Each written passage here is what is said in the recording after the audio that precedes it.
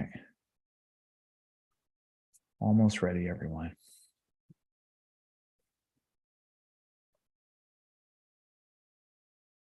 Anyway, there's a generation of people, just on a side note, there's a generation of people who don't want to, they don't have any respect for their elders. Just to let everybody know, they don't have any respect for their elders. There's a bunch of Hebrew Israelites now that are just coming into the truth, and they don't really respect their elders. You know, people who know the truth and want to tell them about the truth, they think that they know everything. And the fact of the matter is, yeah, they have a lot of information, but you know, information without application is one thing, you know, but you need leadership. And one thing that I discovered about our Torah this week was the fact that it lacks, oh boy, we need leadership. I've recognized that through this in particular Torah portion, is that the Most High was looking for Israel to make these judgments and these rulings, but they always would have to go to the priests. They would always have to go to the priests, or they always have to go to the judges to make these determinations. The priests at that time could have been their judges, right? Their leaders, their elders. As we notice in our Torah portion, the 70 elders went up with with Moshe and Aharon, Nadab and Abihu, up to go commemorate a meal with the Most High. Okay, so you know, leadership is important, especially for these judgments, because you can't execute them properly without having someone who has the information, who knows, and who has the wisdom, and who wouldn't be willing to take the bribe, you know. So life experience really has benefits, you know. And so I'm not saying that we should follow somebody who doesn't, you know, have knowledge or wisdom or understanding just because they're an elder. I think I've said this before, but I do think it's important for us to acknowledge the ones that the Most High does put in our place and in our path. Everyone here who's an elder, if you're my elder, I am, you know, mandated by the Most High to give respect to you. You know, we're told that when an elder walks in a room, what are we supposed to do? What does he say? Supposed to stand or acknowledge? Yeah, you're supposed to stand up, and you're supposed to acknowledge the elder. Exactly, 100% true. That's what we're supposed to do. And so there's a reason for that. You know, the Most High doesn't say that just arbitrarily. You know, he's telling us this because that's what he wants. That's what his expectation is. And it's because the life that they have had should have some experience. And it does have experience, especially with the Most High. There is experience that's going on. And because he's been part of their life, and listen, whether it's good or bad experience, right? Whether it's a good experience or whether it's a bad experience, it's still what they would call an experience. Okay. It's still that. And the Most High has been with that individual. I'm trying to share my screen with you guys right now. That's what I'm doing. If this thing will allow me. All right, so let me go presentation. Let's see if we can get it. Can everyone see my screen? Can. Yes. Awesome. Praise the Most High. All right, so let's just get right into it. All right, so this week we've been dealing with the Mishpatim, okay? And from those of us who have been on the study, we understand that the Mishpatim are the actual rulings from the Most High. There are literally 13, 27, 40. There's literally over 50 what they would call rulings that the Most High has given in the Mishpatim, okay? Sometimes you might hear them identified as mitzvot, but that's not necessarily, I mean, it could be a name that you would call it a command, because it is.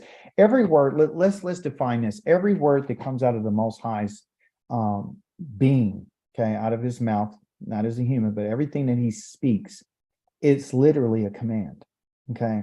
So sometimes we get crossed up on words like, okay, these are judgments, these are rulings, these are commandments, this is the Torah, this is this, that. But we do have to understand where the process and when did they come into being, right? So one of the things that we've been confused about that no one has really shared with us is to be able to differentiate between the Mishpatim, the Kukim, which are the regulations. So there's rulings, there's regulations, there's commandments, which are called mitzvah, right? Or mitzvot. And then you also have what they would call the Torah, which is the instructions. Then they have the adut, which are the testimonies. And so all these different ideas about what the Most High has said, they're being, they're being confused. Can you send this to my, okay. Oh boy, excuse me, you guys. This young man is trying to get into our class. So, let me see here. I want to help him.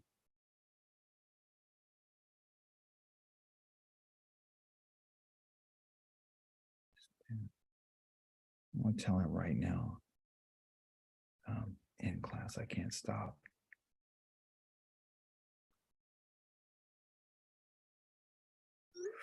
All right, forgive me. So he'll just have to look at it later. Put that right there. Okay. All right, back to what I was saying. So these words and definitions can get convoluted, and we don't know when something was given. All right. So today, what I'm going to try to do is help you understand why the Mishpatim were given at the time that they were. Okay. So the Mishpatim has to do with the rulings, and it has to do with judgment, how the Most High said that I'm going to deal with the children of Israel. If anything happens with your ox, or anything happens with your servant, or anything happens with murder or manslaughter, or anything that happens with your animal doing something. So the question is all right, he just sent me that. So the idea is, well, why did the Most High give these Mishpatim? Why was this literally the first thing that he gave to them?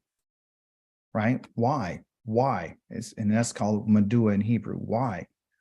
So why? Why is it that he's given this? Why didn't he give the Torah? Because this is not the Torah. Okay. It's not the Torah. Why did he give the rulings of the Mishpatim? So earlier this week, we talked about what would happen if someone disrespected their mother or their father, or what happens with kidnapping, or what happens with property, or what happens with the animals. So to answer that question, the Most High is saying that I'm giving the children of Israel these Mishpatim and these rulings because they're about to go into the land. Kind of like what Akoti Pam had just mentioned. I said, well, what do you think the Most High is doing? She said he's preparing us to go into the land, which is true. So let me ask you guys a question. And of course, this is a discussion. It's not only a class, but in classes, you do have discussions. Could you and I, do we have any oxen? Does anyone have any oxen? No, Do you have any servants? no, You don't, do you? no, Do you have any land where you have to bring the Most High what he asked for? Can we appear before the Most High 3 times a year? no, No, we don't. And if we set a fire, we're not responsible to burn up somebody else's fields. We don't. So everything that he talked about, I mean, are any of us digging pits and cisterns? no. No.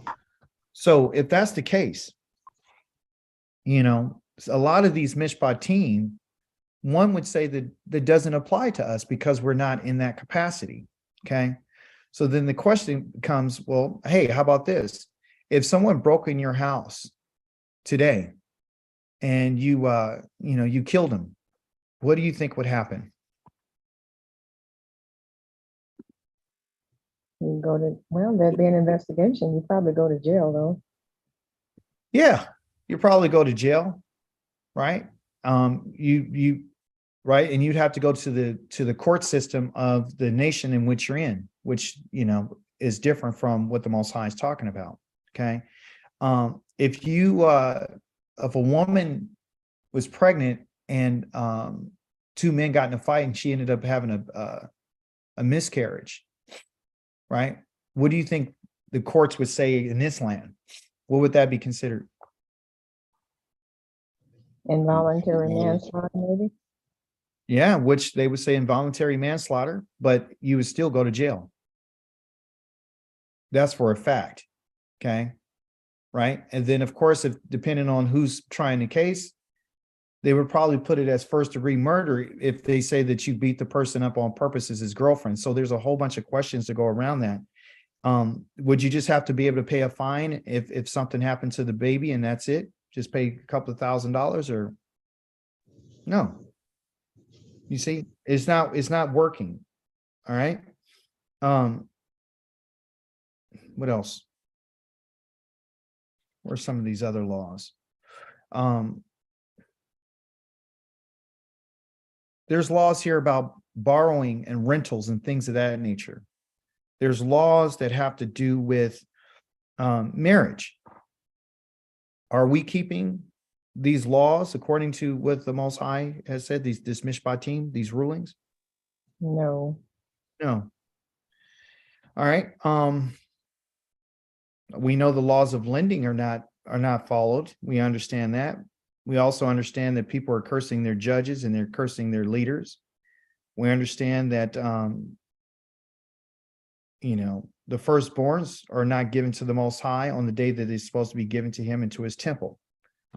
I mention all these things because I just wanted us to get an idea about why Madua, why are we doing what we're doing?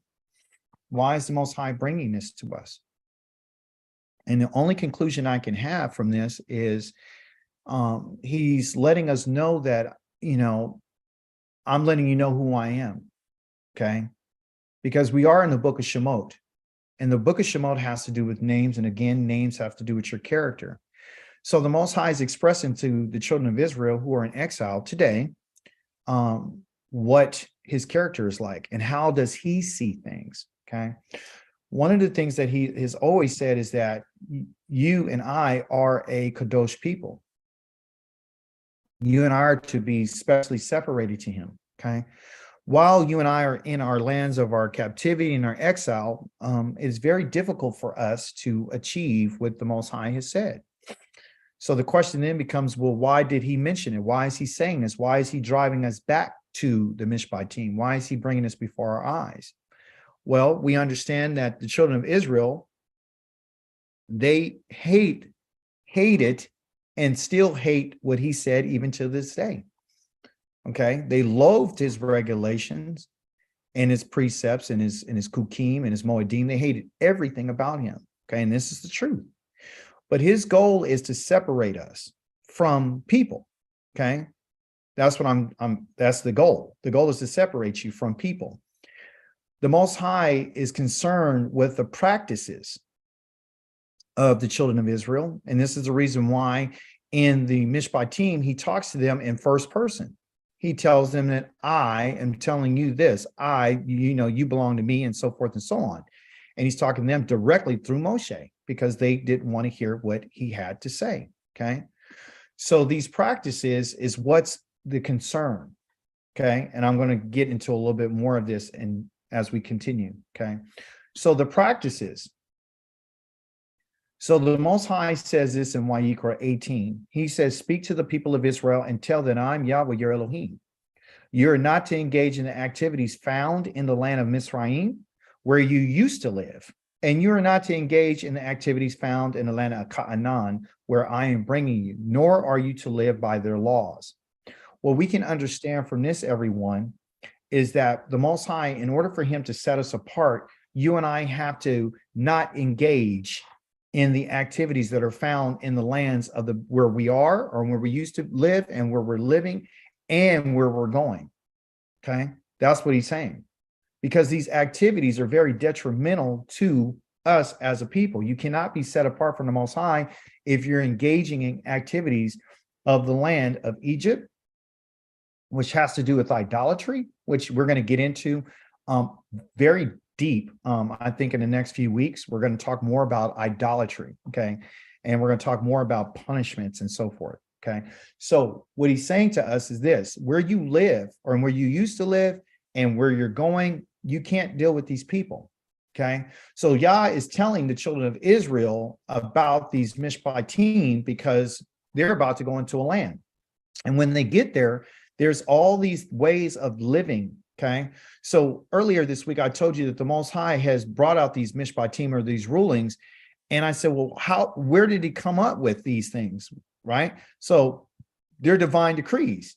So are there fields? Are there oxen? Are there people breaking in and stealing out in the Shamayim where Yah is?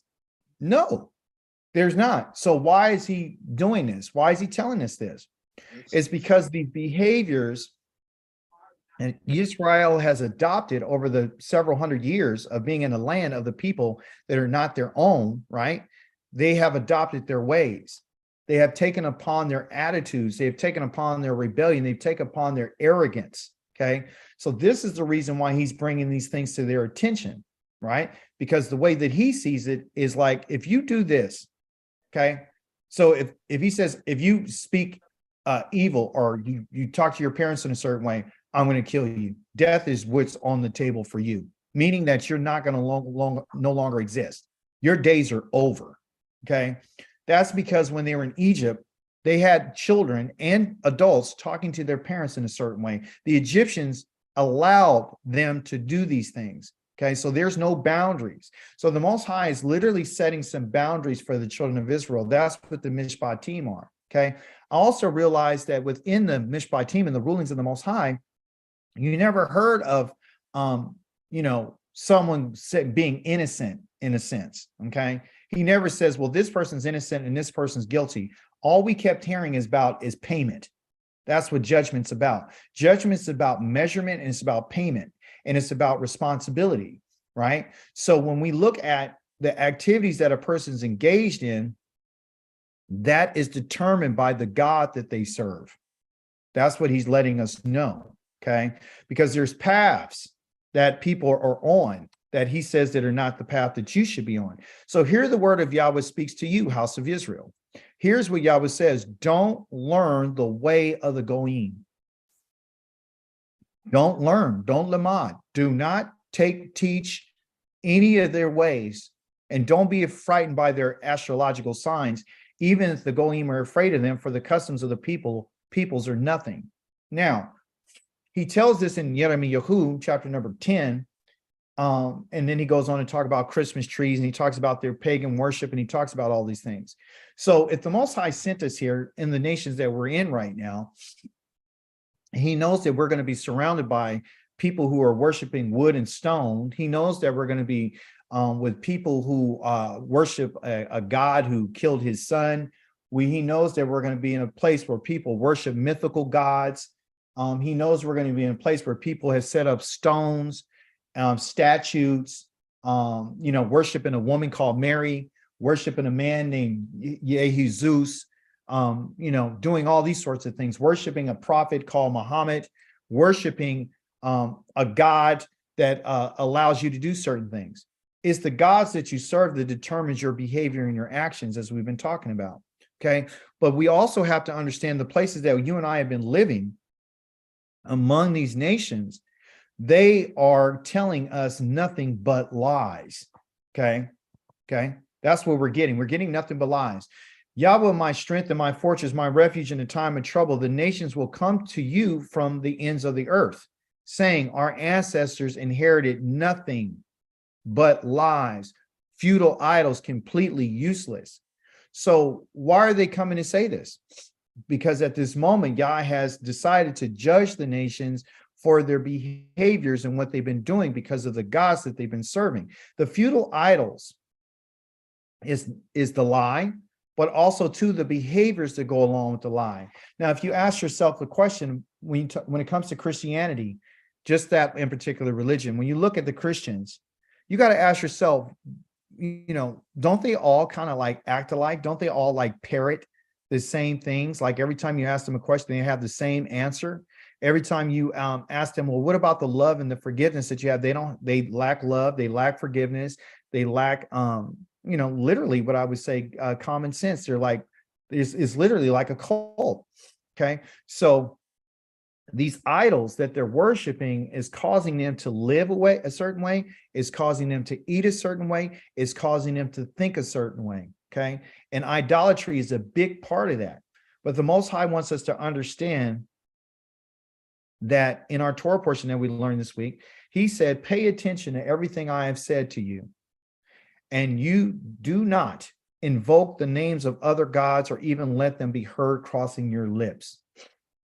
If we're claiming or calling upon the name of another God, okay, the Most High is, number one, is saying, first of all, you are acting as if it exists. Okay. A person who is claiming the name of another Elohim, and when he says, let it be heard, he's saying, don't even let it cross your lips, meaning you are not to remember. Don't remember. Don't bring any remembrance to this name. Don't talk about it. Don't act it. Because if you remember something, then you're saying that it exists. You're saying that that person or that thing exists. That's why you're giving remembrance to it. That's why you're saying it, okay? Because your name and the names of these gods determine the character of the people.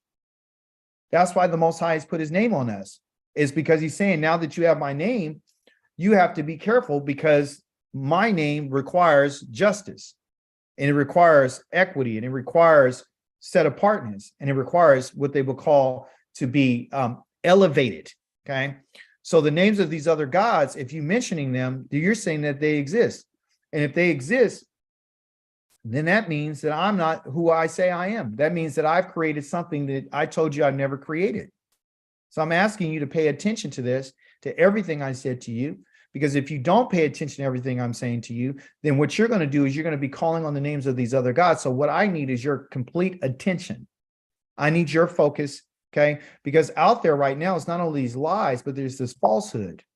Okay, and one of the falsehoods that I was able to find inside of our Torah portion is that, number one, in Shemot 23:7 says, keep away from fraud.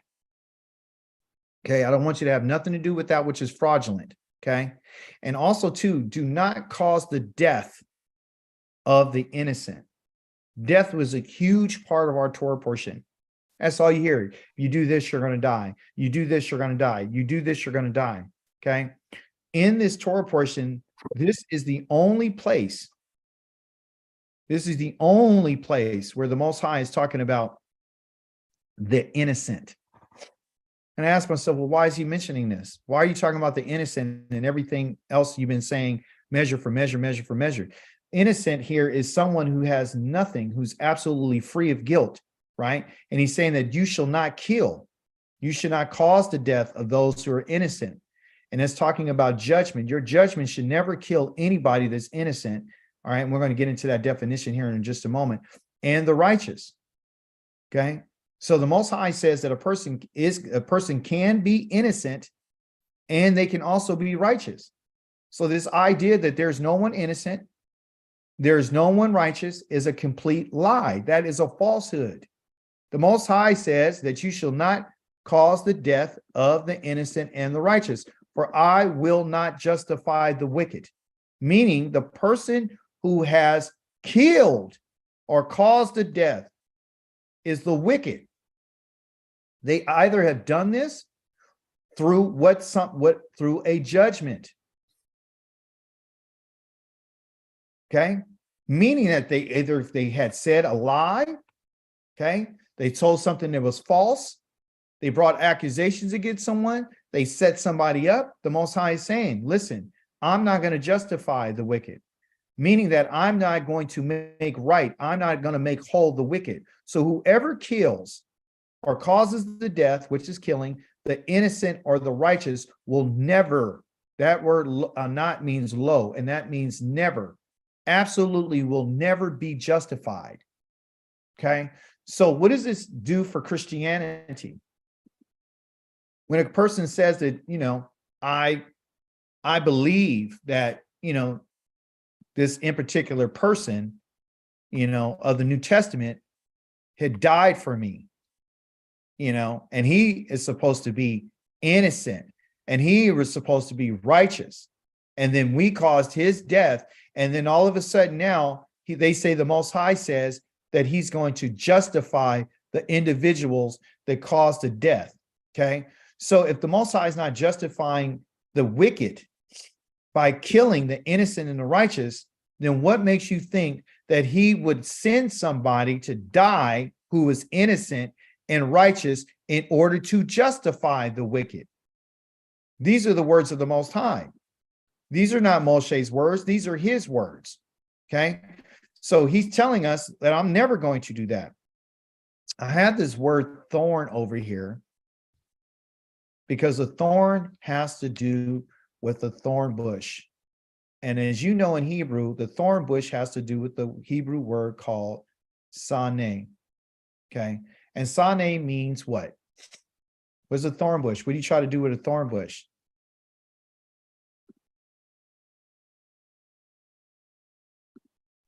Protect, keep out. Yes, it is also too to put distance. Okay, I'm going to keep you out. I'm going to put distance away from you. Okay, so distance in Hebrew has to do with hate because it has to do with the thorn bush. I'm going to put this so you can't come, close to me, right? So there's some distance because you don't want to come near something. Okay, so when the Most High says that he's not going to justify this wicked person who has caused the death of the innocent and the righteous, he's letting us know that Yah hates certain things. Okay. There's 6 things that Yahweh hates, Shlaneh, 7 which he detests. The first thing that the Most High hates, that he puts distance between, is a person with a haughty look, very prideful, can't be told anything. Okay. The second thing is a lying tongue. Anybody that's speaking falsehood, Yahweh hates it. He puts distance. He also hates those hands that shed innocent blood. Yah is really, really angry at people who shed innocent blood. He will never accept the shedding of innocent blood. He will never accept the death of the righteous for the wicked. So next time one of your Christian family, friends, or whoever wants to talk about, he shed his blood, then you ask him and you go right there and find out, did the Most High accept the shedding of innocent blood? He won't ever accept it. There's a whole bunch of scriptures that he says in Deuteronomy that says, if you shed innocent blood, you're going to have to be put to death. You're going to be put to death, not them. The innocent is not supposed to die for the wicked. It's not going to happen. And here's the thing before I move on, anybody that would accept the shedding of innocent blood so you can go and walk away free, okay, you're wicked. You're a wicked individual. And that's the reason why the Most High sent us to these nations, because this is the best test that you can ever find out if a person wants to do righteousness and if a person wants to uphold Yahweh's ways. The reason why our people are in Christianity is because their ancestors didn't want to listen to the Most High. The Most High is using Christianity and other religions to find out if a person wants to be set free. Everybody wants to be free. They want to be free from their slavery. They want to be free from their oppression. They want to be free. And one of the things that they want to be free from, everyone, is death. No one wants to die. No one wants to die. So what they're going to do is they're going to come up with any possible way to get set free from this. And that's because of Genesis.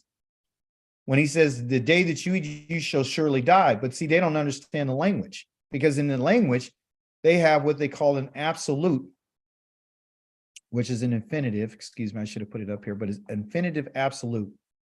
That means that when he says dying, you shall die, meaning that death is absolute. Death is part of life, is part of the cycle. So when the Most High made Adam, he wasn't making him to live forever. And the proof of that is this. He says, I got to take the man out of the garden, lest if he eats of the tree of life, he will what? Surely die. If he eats of the tree of life, he will what? The tree of life. Live He's going to live for how long? forever. Forever.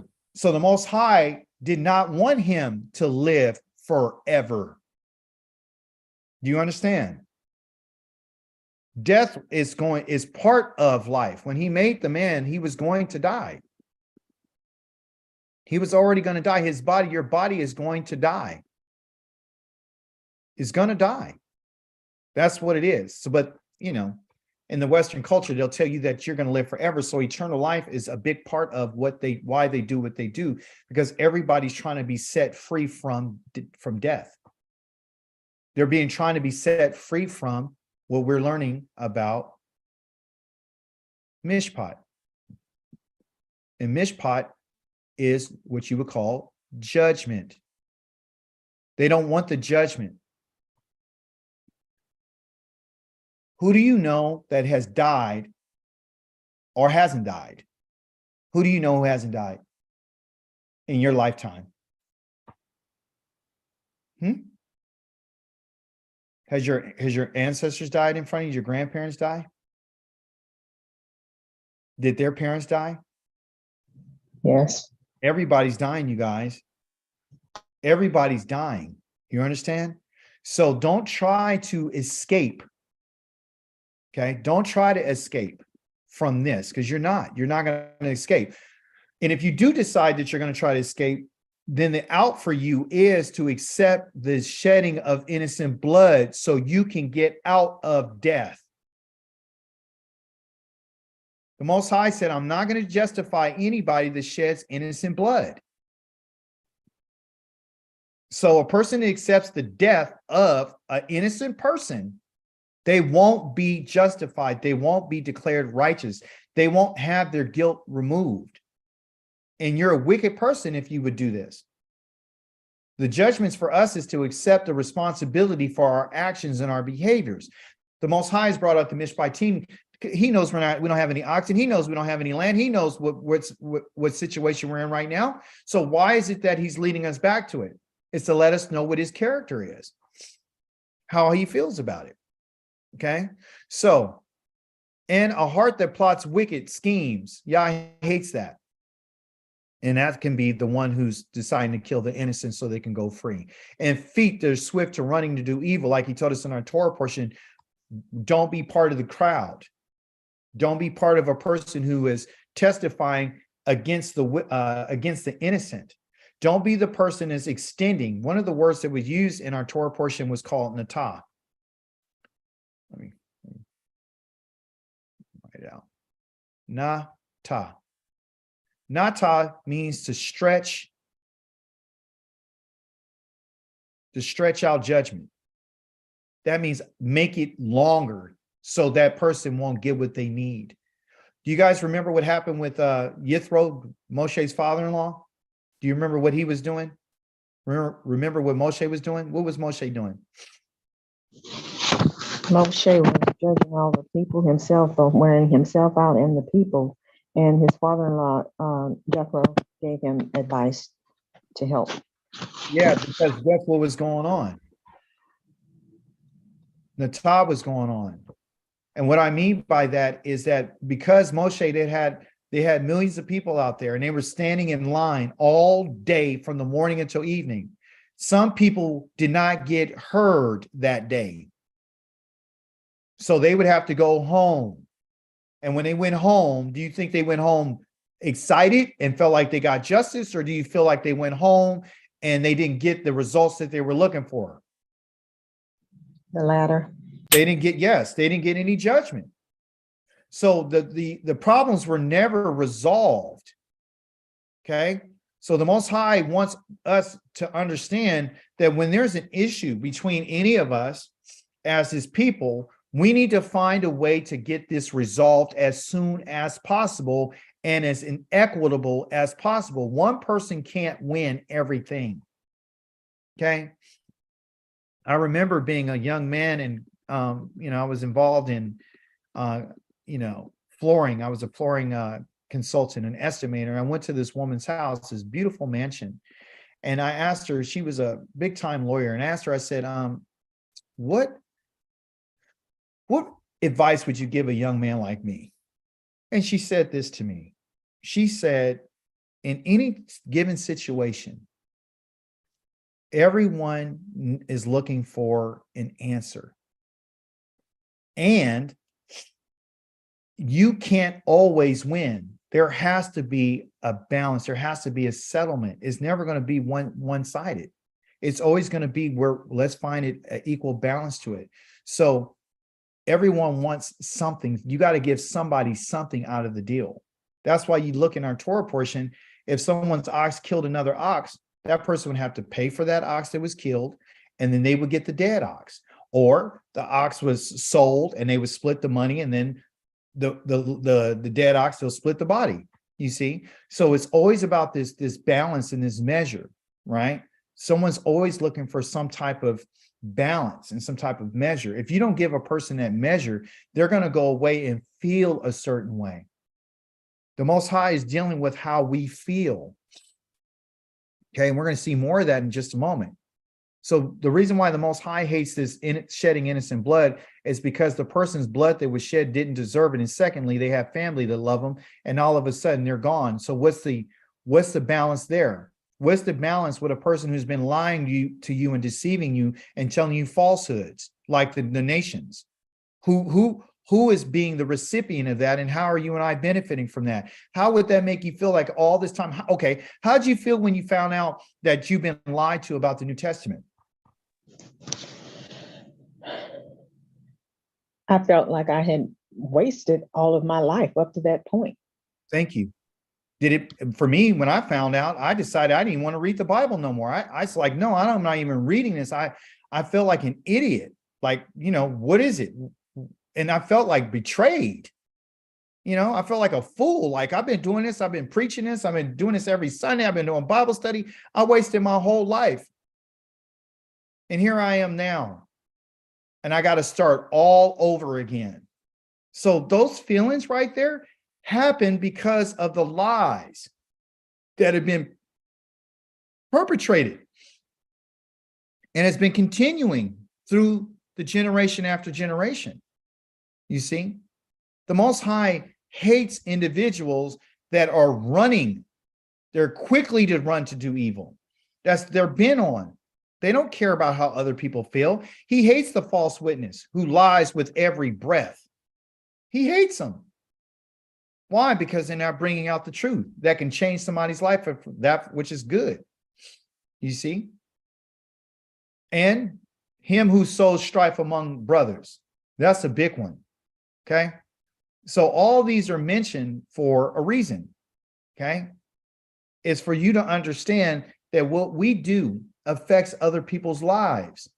That's why I'm telling you that he's saying, hey, get rid of the lying tongue. Get rid of that prideful look and that arrogance.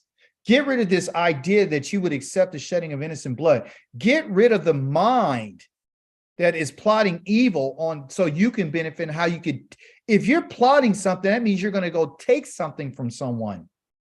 Okay? Your feet are so quick to go to something evil. That's not who Yah's people are. He doesn't want that. And definitely people who are going around causing and sowing strife among brothers.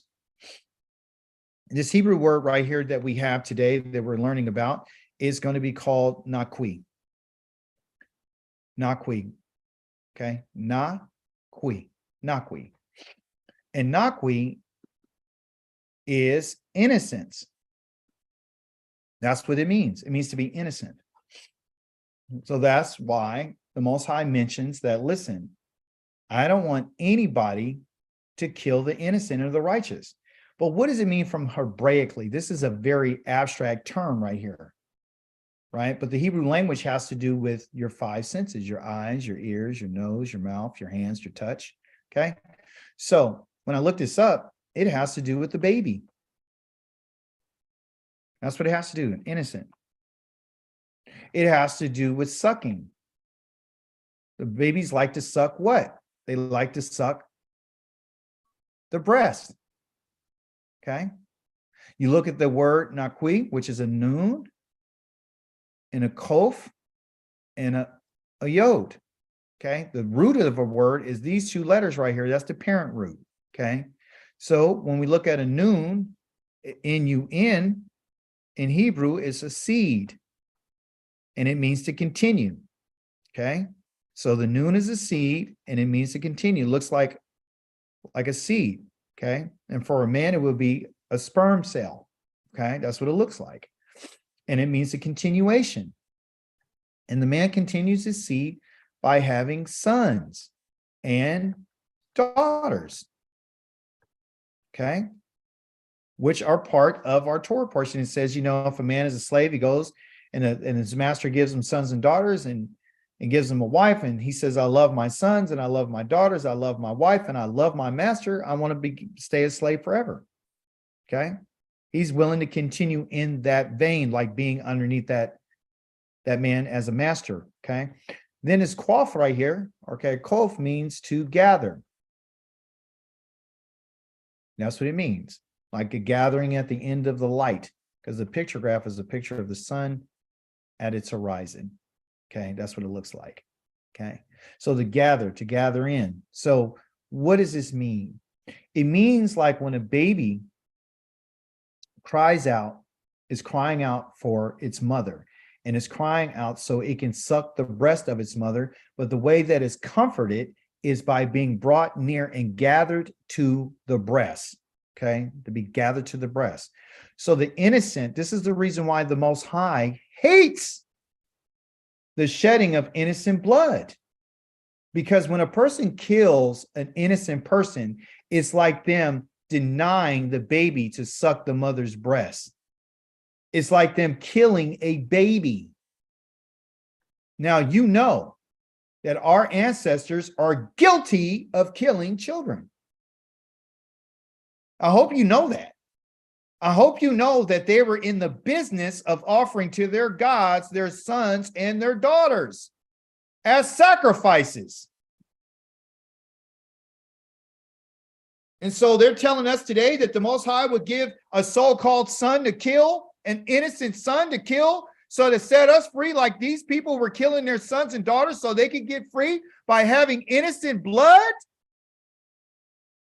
Do you not know that the people today are involved in practices that are killing children and drinking and taking their blood as sacrificial offerings so they can be set from their sins? This is the reason why the Christianity is telling you that you need to eat his body and to drink his blood. Because his blood is innocent blood. And that's what you call a vampire. You see? So the Most High is not accepting the killing of children. If you would accept the death of a child to set you free, then guess what? You're a wicked individual. And Yah has a judgment for you. He says, I'm not going to acquit anybody. I'm not. Anyone who sacrifices to any other god, then Yahweh alone is to be completely destroyed. That's in your Torah portion. Anyone. And why would you sacrifice to another god? Oh, that's because you're in a relationship. You want something from them. See, sacrifice, remember the Most High told us that, listen, when you guys come to me, you're going to bring me sacrifices, and you're going to bring me what they will call an olah, which is a burnt offering, and you're going to bring me a shalamim, which is called a peace offering. That's what you're going to bring me. Okay? That's a peace offering. That's a whole burnt offering. And I told you earlier this week that the Most High did say that these are the offerings he's going to bring to me. These have nothing to do with sin. But this is based on our relationship. So I'm letting you know that if you bring anybody else, any other type of sacrifices, okay? Sacrifices what? Why are you bringing me a shalom offering? Why are you bringing me a peace offering? Because you're at peace with me. our relationship. Why are you bringing me a whole burnt offering? You're bringing me a whole burnt offering because you're willing to give me your whole heart. You're wholehearted with me. That's why. So what do I want from you? I want the whole heart. I want peace with you. That's what I want. I'm not going to rebuke you for your offerings according to Psalms 50. I'm not having a problem with you because of your offerings that you made with me when we went to covenant. The problem that I have with you is that you think I'm going to stay silent. You think that you can join up with the people around you and believe that I'm not going to say nothing. Psalms 50 says, did you think that I'm like you?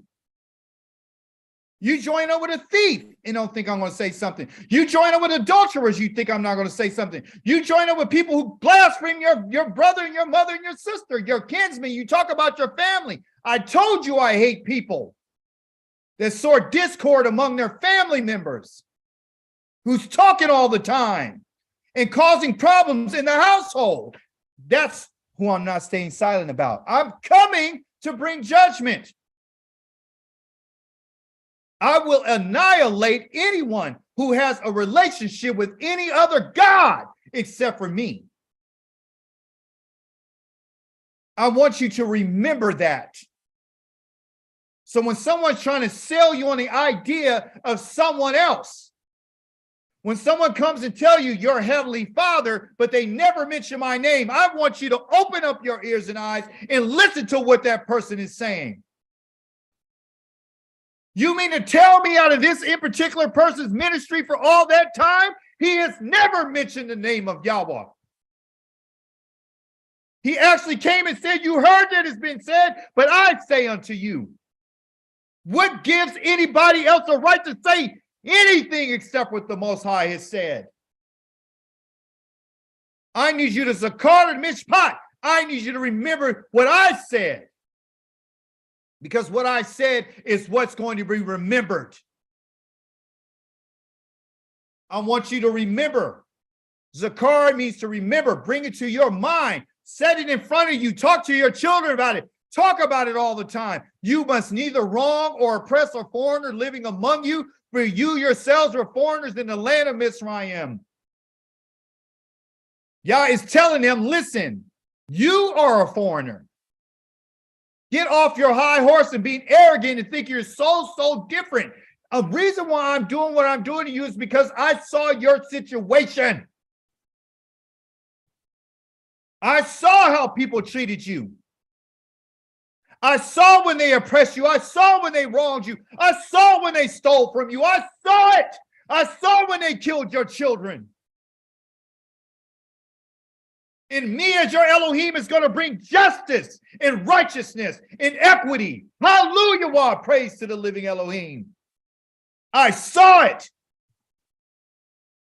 And I need you to remember how you were treated. I saw when they oppressed the fatherless and the widow. I saw it. That's why your cries came to me and I answered you. I took you out of there because I heard your cry because of what they were doing to you. I don't want you to repeat what they were doing to you to other people. I'm asking you to show what they would call ahav. Ahav, known in the English as love. Well, what is it? What is love? It consists of a two-letter root called a hey and a bet, which would be an H and a B. This hey right here has to do with to look at a great sight, meaning to behold. This bet right here has to do with the house, the tent, the dwelling, which you and I would know as the family. When you and I talk about loving anybody or anything, You and I need to understand that you need to open your eyes and look at the family. Look at the family. You can't say that you love your family in your house, in your dwelling, and there's no food in the house. You can't say that you love your family when there's nothing but chaos all the time and you're angry. There's no counsel in the home.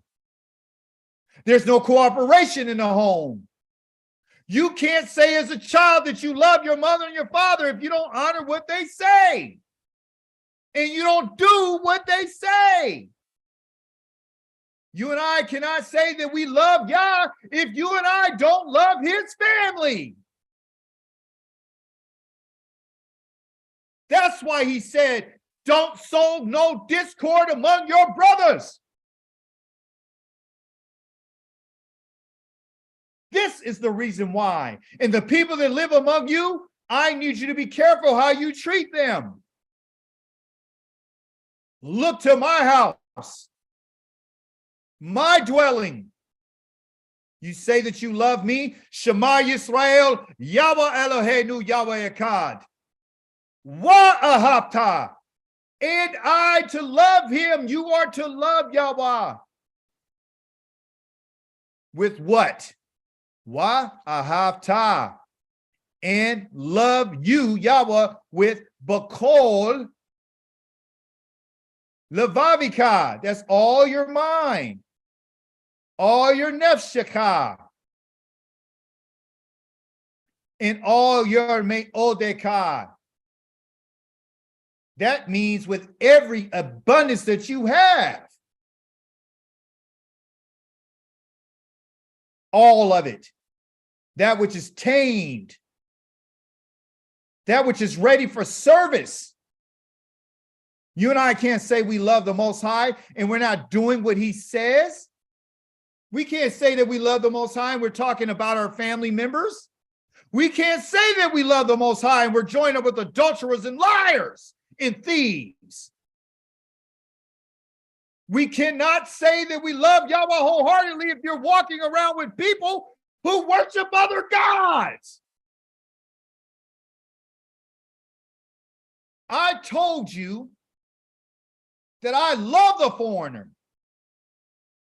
And I'm asking you to love them too. Look to their good like I look towards your good. Why? Madua. Why? Because my soul, hallelujah, why? My soul, Yah has what they call a nafsho, which comes from your word nafesh, which is your soul.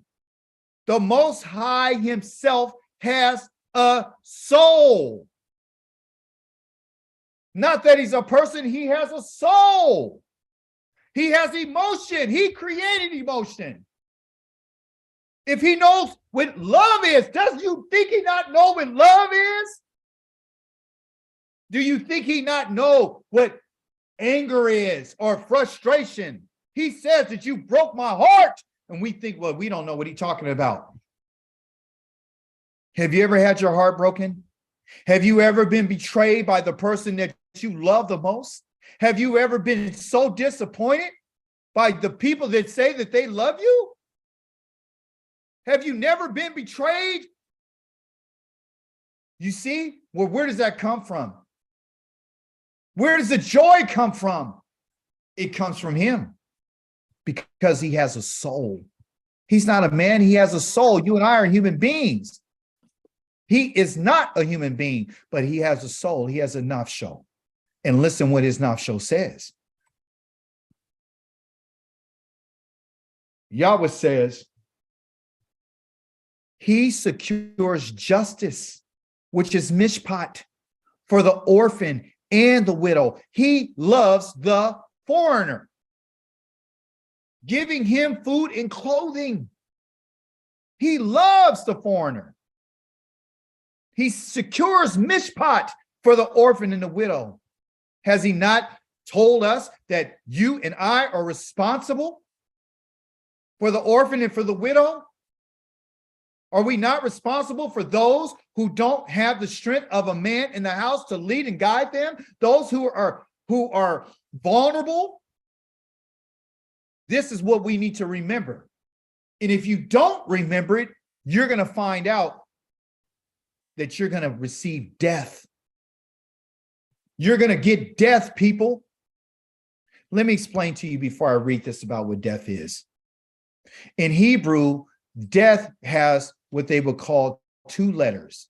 One is called a mem, which is an M in English, and the other one is a tav, which is a T. Okay, but we call it mat or moth. So let me write it this way. It looks like math, but it's moth. Okay, but you will have to do the math on this. Okay, the letter mem has to do with water. Okay, which is a picture of chaos. Okay, this tav right here is a mark, which is made of two sticks put together. Okay, so we got water and we got the mark of water, which is the mark of chaos. And that's exactly what a man is. Meaning that you are going to die one day. You are going to have an end one day.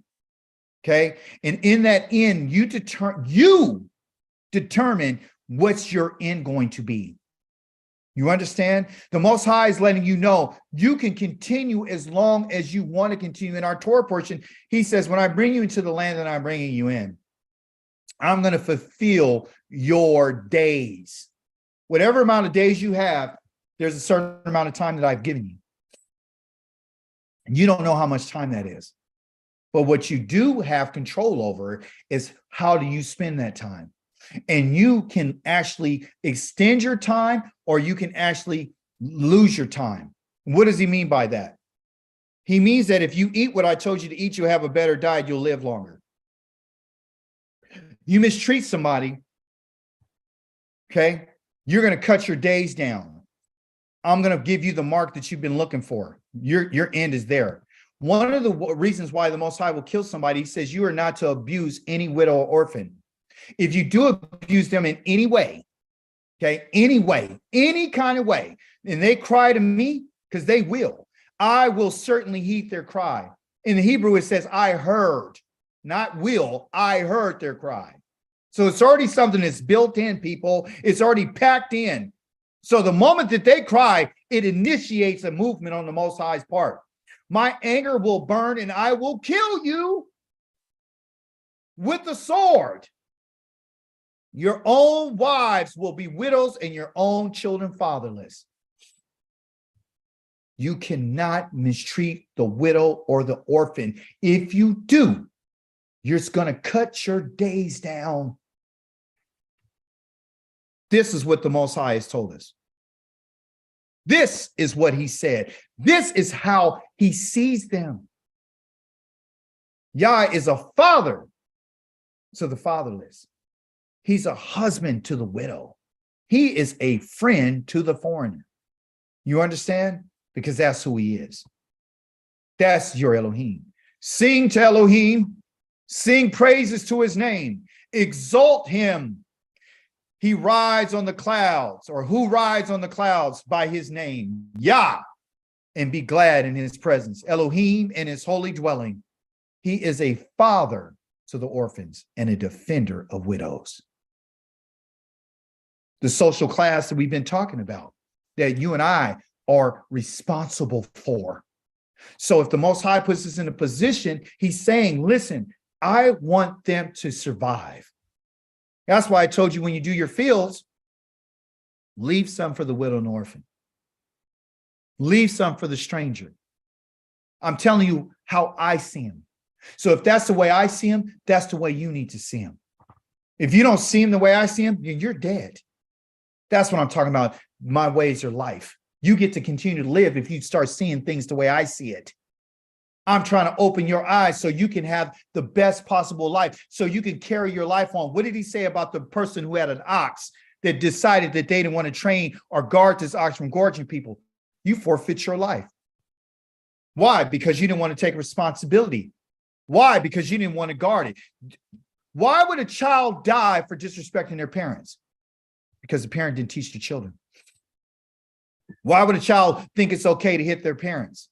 Because the parent never disciplined the child. These people out here crying because their kids are getting killed. Why? Because you didn't train your children. It's your fault that your child died. That's what it is. It goes back to the parents. It goes back to the teaching. It goes back to the owner. It goes back to the master. It goes back to the person who's in charge and the person who owns it. I'm going to hold you responsible. That's what Mishpat is. You're going to be held accountable. Then, listen what the Most High says in the book, My Messenger. You'll figure it out. What book is this? My Messenger. Then I will approach you for judgment. That's right. And I will be quick to witness against sorcerers that I mentioned in the Torah portion, that a sorcerer must be put to death, an adulterer must be put to death, and a perjurer who've been lying, and against those who take advantage of the wage earner, the widows, and the orphans. I'm approaching for judgment for them. Against those who rob the foreigner of his rights and don't fear me. Because if you feared me, you would look out for the rights of these individuals. If you feared me, you wouldn't be dealing with sorcerers. If you feared me, you would not be dealing with adulterers. You wouldn't be making friends with these people. You wouldn't be sitting at their parties talking to them about what they're doing. You would be interested in how successful they are. You would not be sitting laughing at jokes about people who've robbed people of their wages if you know who I am. Because you don't fear me. This is the reason why I'm coming for judgment. So if you notice what he says in the book of Malachi, chapter number 3, verse 5, that I'm approaching you for judgment. I'm going to witness against these individuals because these are the people that are inside of the family that I need to get rid of. They're causing all the problems. I told you that I'm going to kill the people that deal with the widow and the orphans. I told you what's going to happen to them. You think we're going to have a conversation about why you didn't do what I said? I know why you didn't do what I said, because you don't fear me. What is fear? What is fear? Just, I'm scared. Let me go back to my tent. No, fear of the Most High is sitting down and learning about what he said. It's about teaching. Because if you learn my ways, then you would sit and you would listen to what I'm telling you, because I'm trying to teach you how to live your life. So I won't come upon you. Isaiah 66 talks about Yah's coming in a raging flame and fire. Why? Because of this very reason right here. You think he's going to let him go? He's not. Zakar. Remember, I need you to remember, because I, Yahweh, do not change. You sons of Yaakov will not be destroyed. Not all of you, but some of you will. Yah does not change, people. He's not going to change for you. He's not going to change for me. He's not changing for my mom and my grandmother. He's not changing for my children. He ain't changing for nobody. Whatever he said is what he said. And we need to come to acceptance. These decrees that the Most High gave us will never change. If I told you I'm going to kill you for this, I'm going to kill you. Your life is terminated. You are expunged and you're going to be blotted out, period. In our Torah portion, he talked about his Malach. He talked about his messenger. Now that we're talking about this messenger, Malachi, guess what he says? I'm sending my Malach ahead of you to guard you on the way and to bring you to the place I've prepared. Pay attention to him. That means to listen. Listen to what he says and do not rebel, meaning bitter. Don't cause any bitterness against him, because he will not forgive any of your wrongdoing of yours, since my name resides in him. Now we're starting to see another side of the Most High. Now we're seeing it's not just with Yah. Now we're seeing that this Malach that has his name inside of him, Yah's name inside of him, Yah's character in him, Yah's way of managing things is in him. He says, I'm not forgiving. He's not going to forgive. So all of those people that said the Christ of the New Testament or the Yeshua person of the New Testament or this other God that they have in the New Testament, Jesus or whoever it was, he's the angel of the Lord. He doesn't line up with this one. This one here does not forgive for someone who has been bitter against him. And he was going to direct them. And in context, he's talking about sending him ahead of them to guard them on their way. So he's saying, I'm going to send him to guard you, right? But you need to be guarded towards him. That pay attention there is to be guarded. The listen is Shema. You need to be guarded about what you say. You need to be guarded about your attitude. You understand? So the Most High is giving us a picture of like what it's going to be like. This Malach right here is still with the Most High. Okay, he's sending him because of the foes. The Most High has foes. Okay, and if he has foes, then you and I have foes. That depends if you're really with him. Okay, his foes should be your foes. Is that not what Dawid said? Your enemies are my enemies, and those that hate you, I hate them with a perfect hatred. Listen what the Most High says. But if you listen to what he says, and you do everything I tell you, because that's what the Malach is delivering. He's delivering Yahweh's words, then I will be an enemy to your enemies and a foe to your foes. When my Malach goes ahead of you and brings you to the Imri, to Kiti, to Parisi, to Ka'anini, to Kiwi, to Yavusi, I will make an end of them. I will exterminate them. Okay? So you and I, Yah tells us, if we would listen to what he says and do everything I tell you, I'll be an enemy to your enemies. And I'll be a foe to your foes. Because I have enemies and you have them too. You just got to understand, you got to pick some sides here. You got to pick my side. Ask the Most High, why did you introduce the Imani, the Kiti, Parisi, the Ka'anini, the Kiwi, and Yavusi in this text when you're talking about Mishpat? He says, because that's the land I'm bringing to the children of Israel too. And I'm bringing them to this land, and I'm letting them know right now that those people are their enemies, and they're their enemies because they're my enemy. They're my enemy. And they're my enemy because they worship other gods. Okay? And I don't want them to have a friendship with these people. I don't want them following their practices. I don't want them involved in setting a covenant with them. I don't want them to have any alliance with them. And you and I can learn a lot from this in particular text. The Most High is saying that he has enemies. But you know what you and I have done? We want to make these foes of Yah friends. You see? See, because for us, it's about friendship. Friendship is very important to us. Very important, just like it was to them. Yah says you are not to make a covenant with them or with their gods. You understand? That means no friendship. That means no alliance. That means no agreement with them or with their gods. If you notice, he's talking here in a possessive. The them right here is the people that he mentions. Their gods goes along with them because they are what you would call in a relationship with these gods.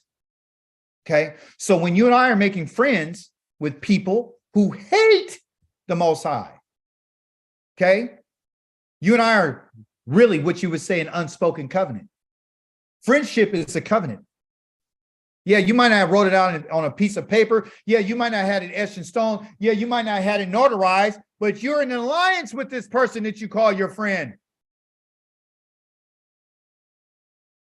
And if they worship not the Elohim, that Yah says, if you sacrifice to any other Elohim, I'm going to destroy you.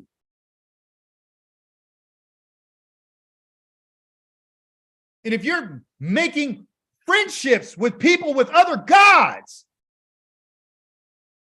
you're going to end up serving their God. That is no God at all. If you're going to marry them, you're marrying other people with other gods that don't think that I exist. Dawid, you're telling me that I can't have a friendship with somebody?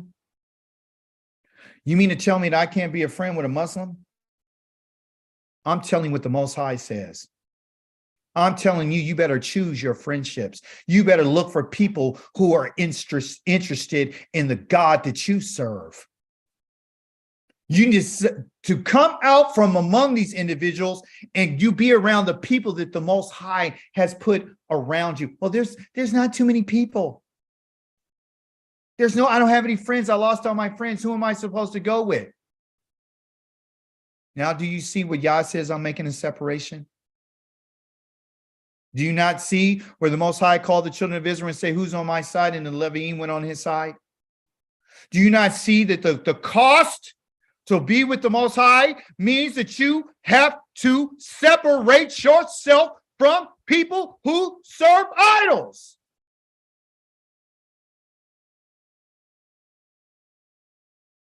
I say to you today out of my mouth, no, you don't supposed to be friends with these people.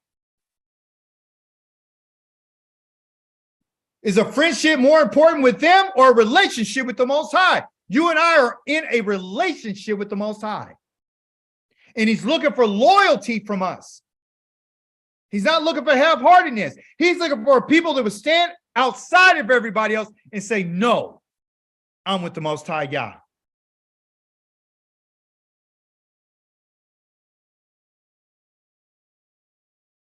Is your friendship worth your life?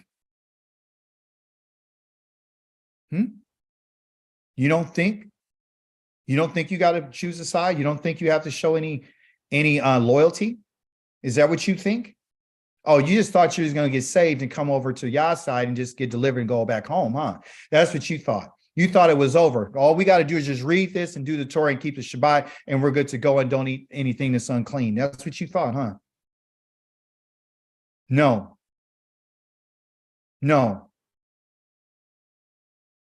Yah's looking for total, absolute commitment from us. And that means to get rid of everybody and anybody that's against him. Period.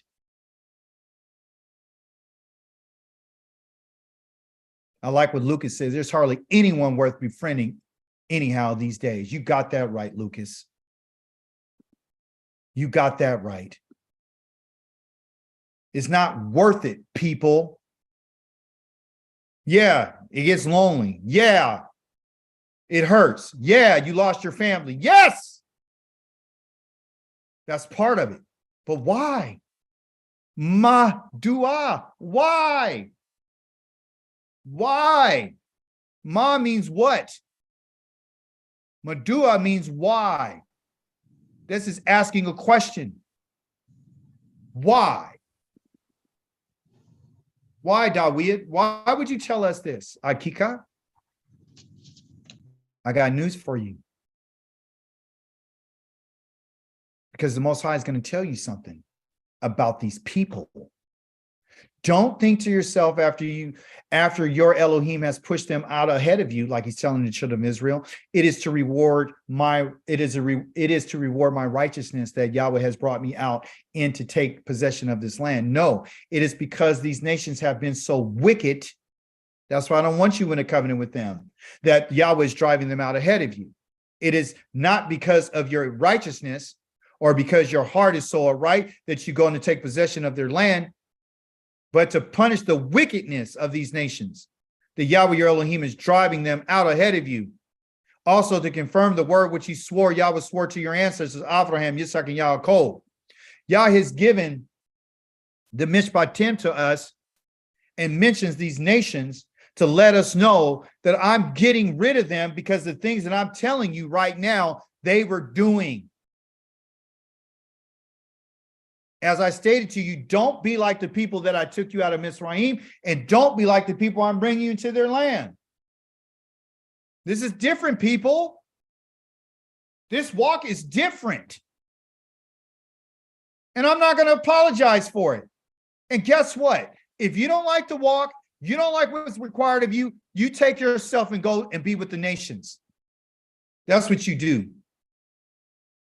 Because the Most High is not looking for anybody else to be a coward.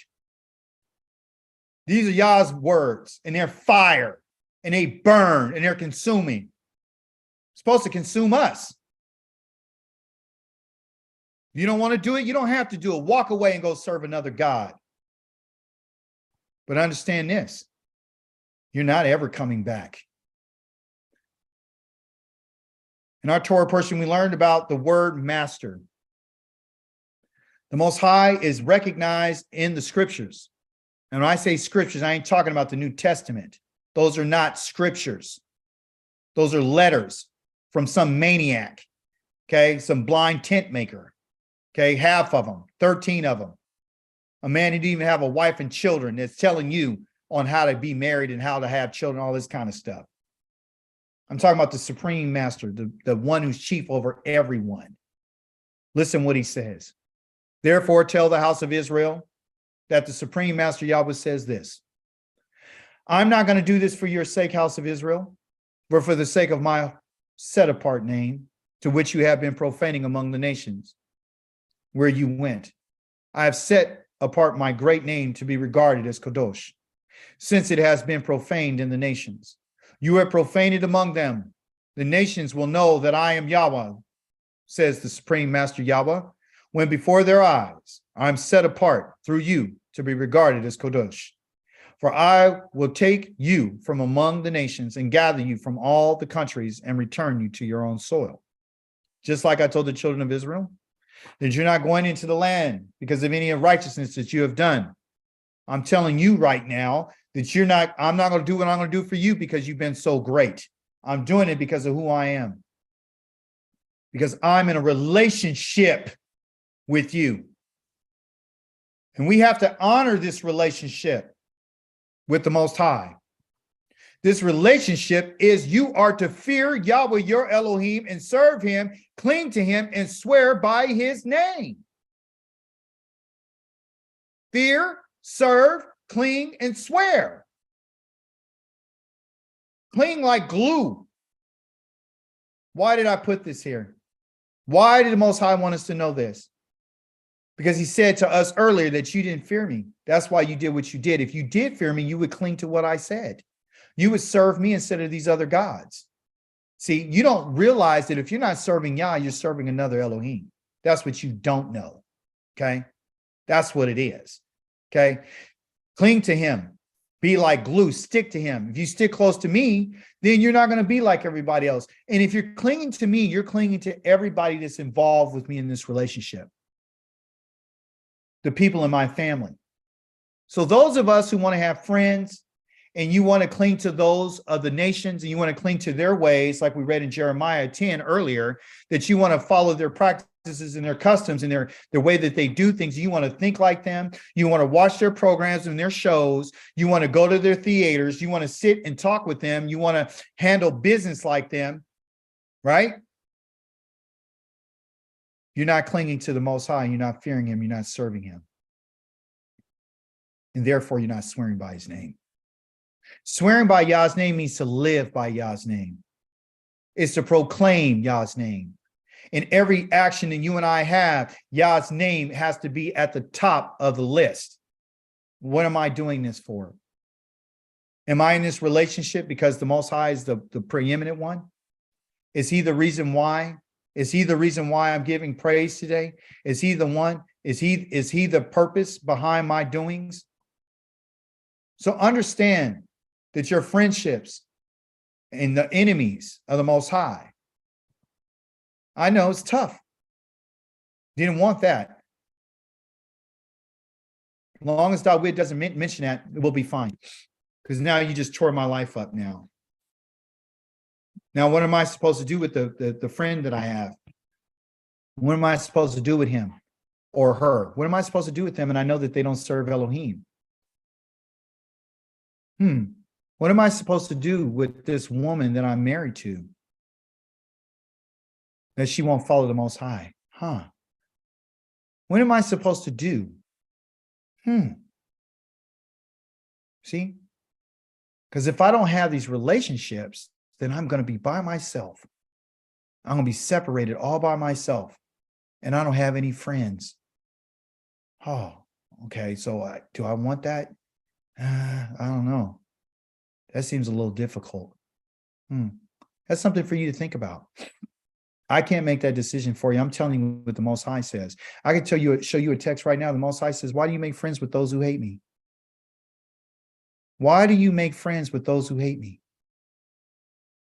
And he's talking about somebody, a king who went to go to war with another king. The southern kingdom of Judah went out to the northern kingdom, and they were like relatives. And he's like, hey, come fight this war with me. We're brothers. Most High said, why did you go and help the wicked? Why do you help those who hate me? And ask the question for us, where's your loyalty at? Are you going to stand on the side of righteousness? Or are you going to continue to hang out and have drinks with people and laugh and joke and play games? Because if that's your intention and that's why you're here on this earth, understand something. You're going to be destroyed. Yahweh's not going to stay silent with you because you joined up with those who hate him. That's what I'm trying to tell you. Okay? It's right there in the scriptures. You don't believe me? Go to Isaiah 66. Go to Zephaniah chapter number 2. Find out that he says, I'm coming in a raging fire. Go and read Psalms 50. Okay? There was a question that was asked in our Torah portion this week. A lot of people have some contention about it, and I wanted to bring it out. I wanted to share with you what the truth is did they see Yah? Meaning Aaron, Nadav, Abihu, and the 70 elders. Because in your English versions, it tells you that they saw him. Moshe, Aharon, Nadav, and Abihu, and the 70 of the leaders, which are elders, went up. And they saw the Elohim of Israel. And under his feet was something like a sapphire stone pavement, as clear as the sky itself. They saw him. See? I had some guy come to me and say, oh yeah, see right here, they saw him. This is, they saw. You can't say that he never saw. They saw the leaders and Aaron and them, they saw him. Moses saw him. It's right here. The fact is, there's two different words that are being used for saw. Okay? This is why it's important to know the Hebrew language. This word saw here is called re'eh. Re'eh. That actually means to see with your eyes. Okay? Re'eh. To see. Okay? 7,200 in Strong's, if you want to get that number. H7200. It's used a lot. Okay. So visually to see with their eyes. Okay. And what they saw was like a sapphire stone. So we know that they did not literally see with their eyes. Okay. A sapphire stone, because there was no sapphire stone on the top of that mountain or on that mountain. Okay. So that's something you need to look at. Well, did they see sapphire? Was it sapphire on the mountain? So you ask the question, well, what is it? Well, this word kazak right here, or kazak, comes into play because kaza means to see too. Okay, so this one is re'eh, which they saw the sapphire stone. It said it was a pavement, which the sapphire tells us that, and it was a pavement of it. We have a vision of Ezekiel where he said he saw a vision of the Most High, and he saw a throne of sapphire. Okay, now they're seeing a stone pavement. All right, a sapphire stone pavement. And it said it was as clear, meaning it was as pure. They got the word clear there, but that's really tahor. And tahor means purity. But they in the Hebrew and the English, they really don't have a definite name. They can't even really define it. They just put words in there, but it means purity. It's so pure that pure is not even a good definition. Clear is not a good definition. They can't find it. Okay. So the clue is that the sapphire stone is connected to the sapphire throne. Okay. So they saw something when they were up there. Okay. And what they saw was a kaza. That's what they saw. So there's two ways of seeing something. So the first one is with your eyes. The other one is a kaza. Okay. The kaza is he did not reach out his hand against these nobles of Israel. On the contrary, they saw They saw the kaza, and a kaza is to behold in a vision. That's what they saw. They saw the Most High in a vision. Okay, so when someone says, oh, they saw him, no, they didn't. They saw him in a vision. Verse number 11. Verse number 10 says they saw him. Verse number 11 says in a vision. Okay, but in the English, they just tell you it's just these two words. I put this word in here to let you know what it is. I put that in there. But if you just read it in English, it just says they saw, and they saw. That's all it would say. It would never even say, behold in a vision. They would say, and they saw Elohim. So it gives people this idea that they can set their eyes upon the Most High. The Most High wants you and I both to know something. Lo Adam. Lo Adam. And what does Lo Adam mean? Somebody tell me.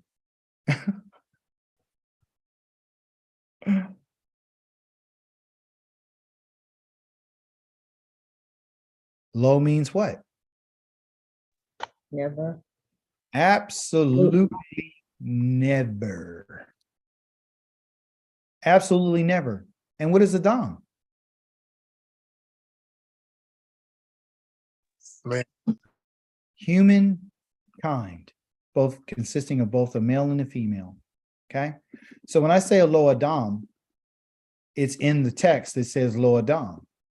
And what we find is that we want to make sure that we understand that the Most High will never allow a man to see him. Moshe asked and requested to see the Most High. And this is what the Most High said to him. But my face, he continued, you cannot see. You cannot re'eh. Because a human being, lo, can look at me and remain alive. No one will ever see the Most High's face. No one, no human being. No human being will ever see the Most High. Somebody tell me, the seraphim that are before the Most High, they have wings. One of them, they has 6 wings. 2 of them was covering their body. 2 of them were covering their feet. Well, which is their body. And the 2 of them, they were flying, and they got 2 more left. What were they covering the other 2 with? The eyes. Thank you. Why? Because they're not allowed to see him. They're not allowed to look at the Most High. How does it make you feel to know that you'll never be able to see him? Yah is not human. Yah is not human, everybody. You and I will never see him. You understand? And there's no one sitting at his right hand at the top of the throne. Because when Ezekiel had his vision, he didn't see anybody. He saw a vision of one who looked like a body of a human, right? It had a shape, but it was in fire and was a brilliance. We also have another testimony from Isaiah in chapter number 6 that said he saw the king. And when he saw, he didn't see anybody else. He just saw the king. But guess what he saw him in? He saw him in what did he see him in? It's right here. What did he see? What did Isaiah see him in? He saw him in a kaza. He saw him in a vision. Yes. See, and the reason why, so the Most High is giving them access to him through vision. Okay, so not through their physical eyes. He has to put them in a certain type of trance in order for them to be able to get it.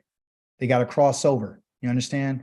So what he's telling us, okay, so look, check this out. So if the Most High, if a human being can never see Yah's face, otherwise they're going to die. If Yah wanted to kill everybody, what is all he has to do? Let us see him. That's all he has to do is let us see him. So when you are asking, show me who you are, like a Christian, I want to see you. You're asking to be put to death. And this is another reason why the nations have decided, well, we'll never be able to see him. So let's create something so we can see him. Do you get it? That's why they're giving you these other gods. that Christianity is giving you their God. Do you get that? Because you'll never be able to see him. So why not help you get to see him in the person of a human being? And then do away with everything he said. And then all of a sudden you have this better relationship. Now you'll never die and you'll go to heaven. You'll live forever. It's everything is the opposite. Someone has a question? Just wanted to say, when Moshe was with him, those 40 days and the 40 nights, and when he came down and they had to put a covering over his head because he shone so brightly, and I was trying to like imagine Mary Magdalene pregnant. But anyway, you know, a pastor tried to emulate that, you know, but he claimed that he was emulating the idol, walking, you know, doing the 40-day and 40 night, and he died. You know, someone had put it in our thread, and so I thought that was interesting. So Yeah. So everyone, this is the reason why. Thank you for that contribution. This is the reason why they're trying to give you a God that you can see. Okay. They're trying to make him human. This is the reason why I showed you earlier this week where they took the words of the Most High and said, you have heard that has been said, and your fathers have heard, but they never told you who told the fathers that. The Most High is the one who told the fathers that. Now, what I want to share with you in conclusion is about this scroll. Okay. Something that I didn't even know. Listen to me. I've been in this for 10 years and I didn't know what I'm about to tell you. Okay. So put your antennas up. Moshe came and told the people everything Yahweh had said, including all the Mishpatim. The people answered with one voice, we will obey every word Yahweh has spoken. Now, this is not the first time they said this. This is not the second time they said this. This is the third time that they said it. That's what they said. So the first time was the offer of the marriage. You know, hey, you be my people. Okay, that's the first time. The offer that was made in chapter number 19 of Exodus. The second time they said it was in chapter number 20, when he gave them the 10 words. Okay. The third time is right here in chapter number 24, where they heard the words of the Mishpatim, the rulings, the judgments. Okay. Moshe wrote down all the words of Yahweh. The words that he wrote was the words of the 10 words and the Mishpatim. Everything that you and I read in chapter 21 all the way to 24, including chapter number 20, Moshe wrote down all those words, the Hadavarim. Okay. He rose up early. Check this out. He rose up early in the morning. So the day that he came down, because remember, in context, when he came down to them, it was the same day that he went up. And it was on the third day that he went up into the dark cloud, because they didn't want to hear it. Remember, he said, go to your tents. So he went into the dark cloud, and the Most High talked to him, and he finished speaking to Moshe about not only the 10 words, but the Mishpatim, the rulings. See? Okay, so it's all the same day.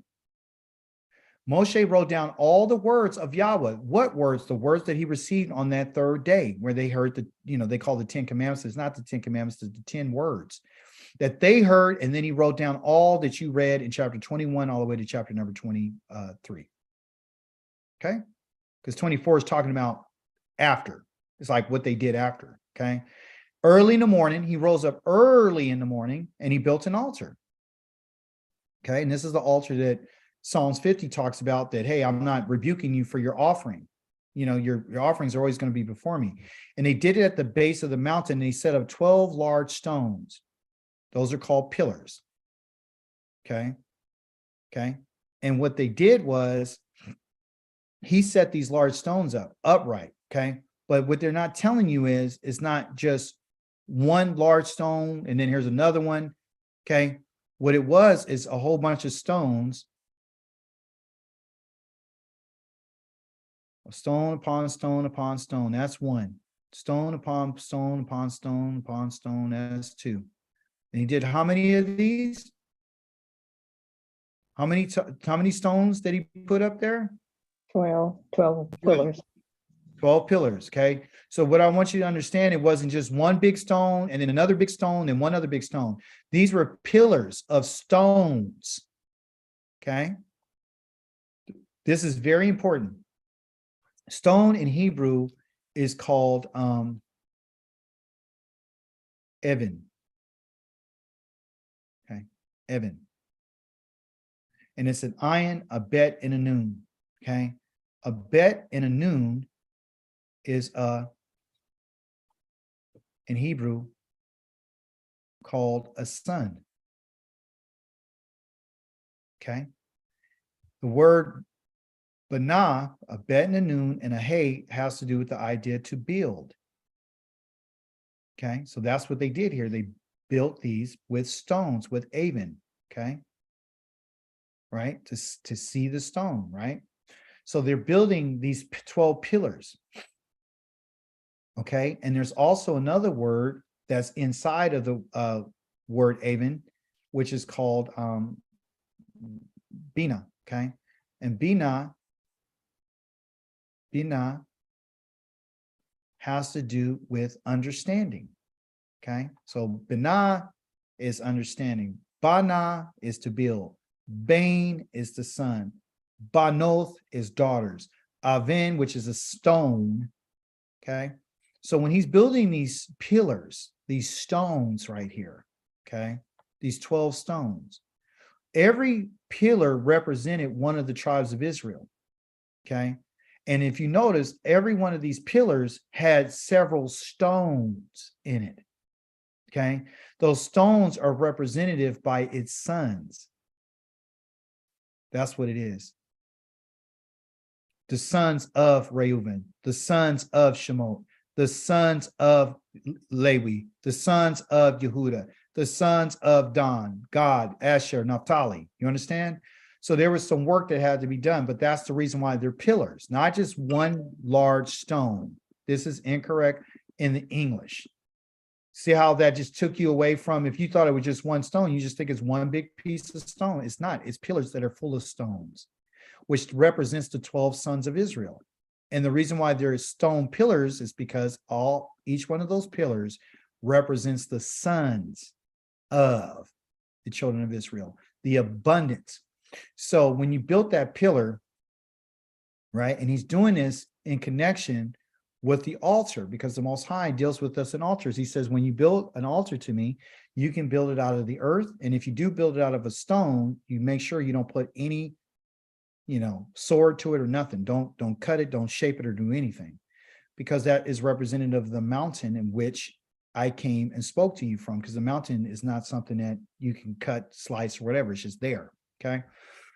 So that's what those pillars represent.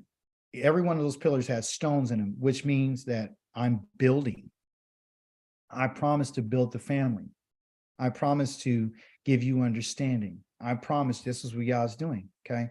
So he's giving confirmation, right? He's giving confirmation to the covenant. He says, but he sent the young men of the people of Israel to offer burnt offerings and sacrifice of peace offerings, which I told you those burnt offerings are what they would call an olah. Okay. So that's burnt offering that he wants. And here's a shalamim. Okay. Not sin offerings. Okay. Whole burnt offerings and peace offerings. So this is part of the covenant. The young men right here are not priests in a sense that they're not Leviim. They are what they would call priests, though. Excuse me. These are priests. These young men are the firstborn. The firstborns.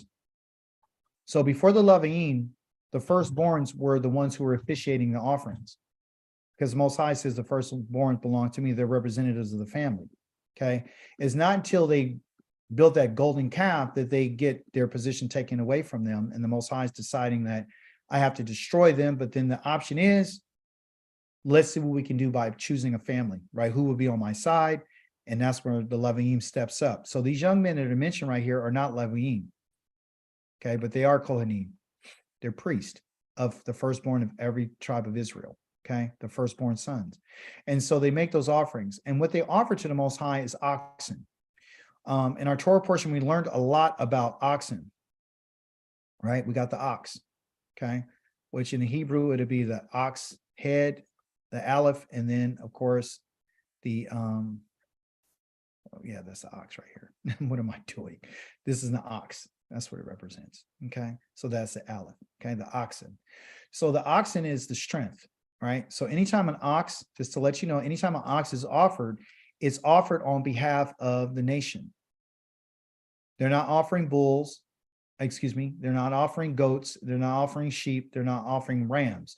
Anytime you look in the scriptures, oxen represent offerings for the nation. This is why in Leviticus, he talks about oxen, for being for the nation, okay? So Moshe took half of the blood and he put it in basins. He took the other half of the blood and he splashed it against the altar, okay? And the altar, again, was of peace offerings and whole offerings. Then he took the book. Now, this is where I want you to see. He took the book. Okay, and you might ask yourself, well, what book? What book did he take? Well, in Hebrew, there is no word book. It's called a scroll, called a sefer. He took the sefer, the scroll that Moshe wrote. Moshe wrote the covenant in a sefer, and in a book, in a scroll, excuse me, of the covenant. Okay, so our covenant is in a scroll. Okay, listen to me carefully. The covenant was written on a scroll.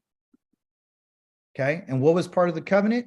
The 10 words and the Mishpatim. Going back to what he said right here, Moshe came and he told the people, before he wrote anything, he told the people everything Yahweh had said, including all the Mishpatim. People answer one voice, we'll obey everything Yahweh said. Moshe wrote down all the words of Yahweh. That's what he did, okay? He wrote all the words of the Most High, and he built an altar the following morning. So let's stay with me, okay? So we know that the covenant is written on a scroll, and we understand that the Mishpatim, chapter 21 to chapter 23, is that those things were written on a scroll, okay?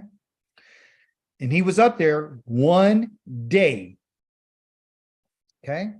So then he took the book or the scroll of the covenant and he read it. After he wrote everything down that morning, which is the following day, he wrote everything down. He read it aloud. Everything that you and I read this week, he read that to them aloud so the people can hear. And they responded, everything that Yahweh has said or has spoken, we will do, I say, and obey. Okay? We'll do that. So now, when they said this right here, what time is this? This is the first, second, third, or what? Third. Fourth. Oh, wow. That's the fourth time that they said it. Okay? Going back again. We're toggling. Here it is. They said it right here. We will obey. After he told them,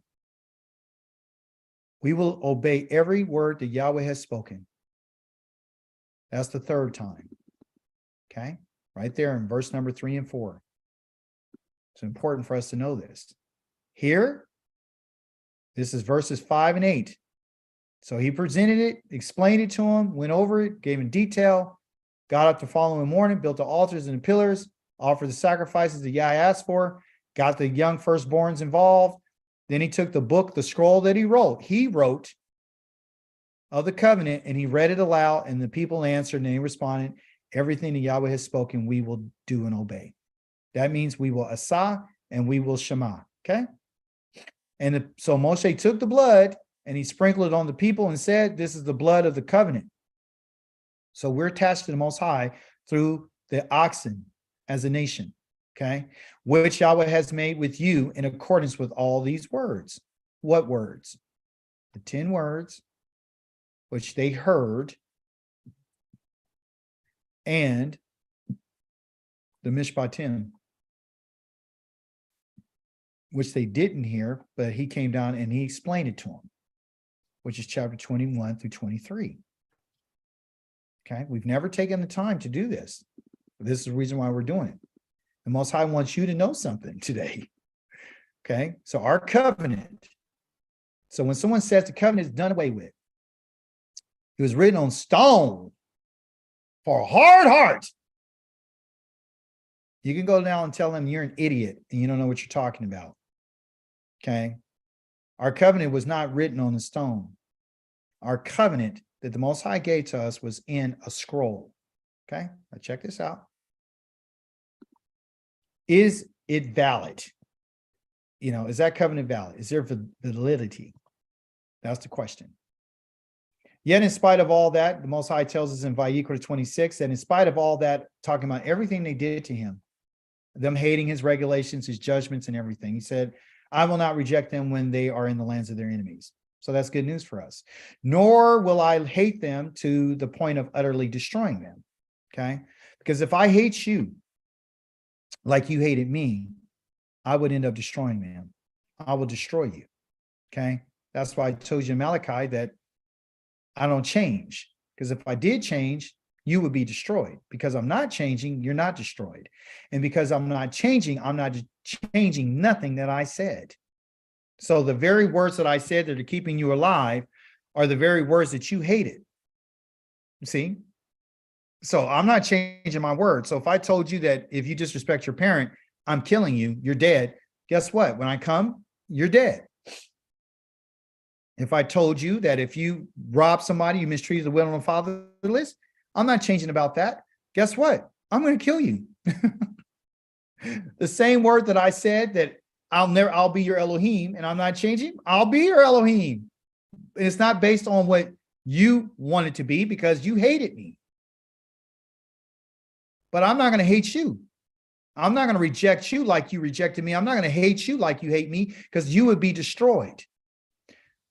Thus, if I did hate you, right? If I utterly hate them, I will, and look, nor will I loathe them to the point of utterly destroying them and thus break my bariti, my covenant, my alliance, my friendship, my everything with them. Okay? Because I am Yahweh. That's the reason why I'm not going to do it. Because I'm Yahweh. Because of my name. The name that the New Testament don't want to tell you about. That's the reason why I'm not killing you. That's the reason why you and I are still in a covenant with the Most High is because of his name. And his name is his character. His character is the Mishpatim that he shared with you and I to tell you that this is how I see it. That's the reason why. Okay. So I said, because I'm Yahweh, their Elohim, I made a promise to you that I'm your Elohim. And rather, for their sakes, the ones, in spite of everything they've done to me, the rejection and everything, I will remember the covenant of their ancestors. What covenant? The one that I made with them that was written on the scroll. The first word of that scroll was Ani Yahweh. You better be thankful for those words. You better be thankful for this name. Because if it wasn't for this name, and it wasn't for Ani Yahweh, the Hotzitika, the Mea Resa, the Misraim, from the Mabeta, the Avadim, if it wasn't for me saying to Am Yahweh who brought you out of the land of Misraim and took you out of the house of bondage, that's the very first words you ever heard me speak to you. I remember what I did for you. I remember that I sat and asked and told you to go to your tents because you were afraid. And I remember Moshe coming into that dark cloud. And I remember telling him my Mishpatim. I remember telling him about the ox. I remember telling him about the theft. I remember telling him about the parents. I remember telling him the 10 words. I remember all that. Okay. So for their sakes, it's not, okay, for their sakes, so I won't destroy them. I'm going to remember the covenant of their ancestors.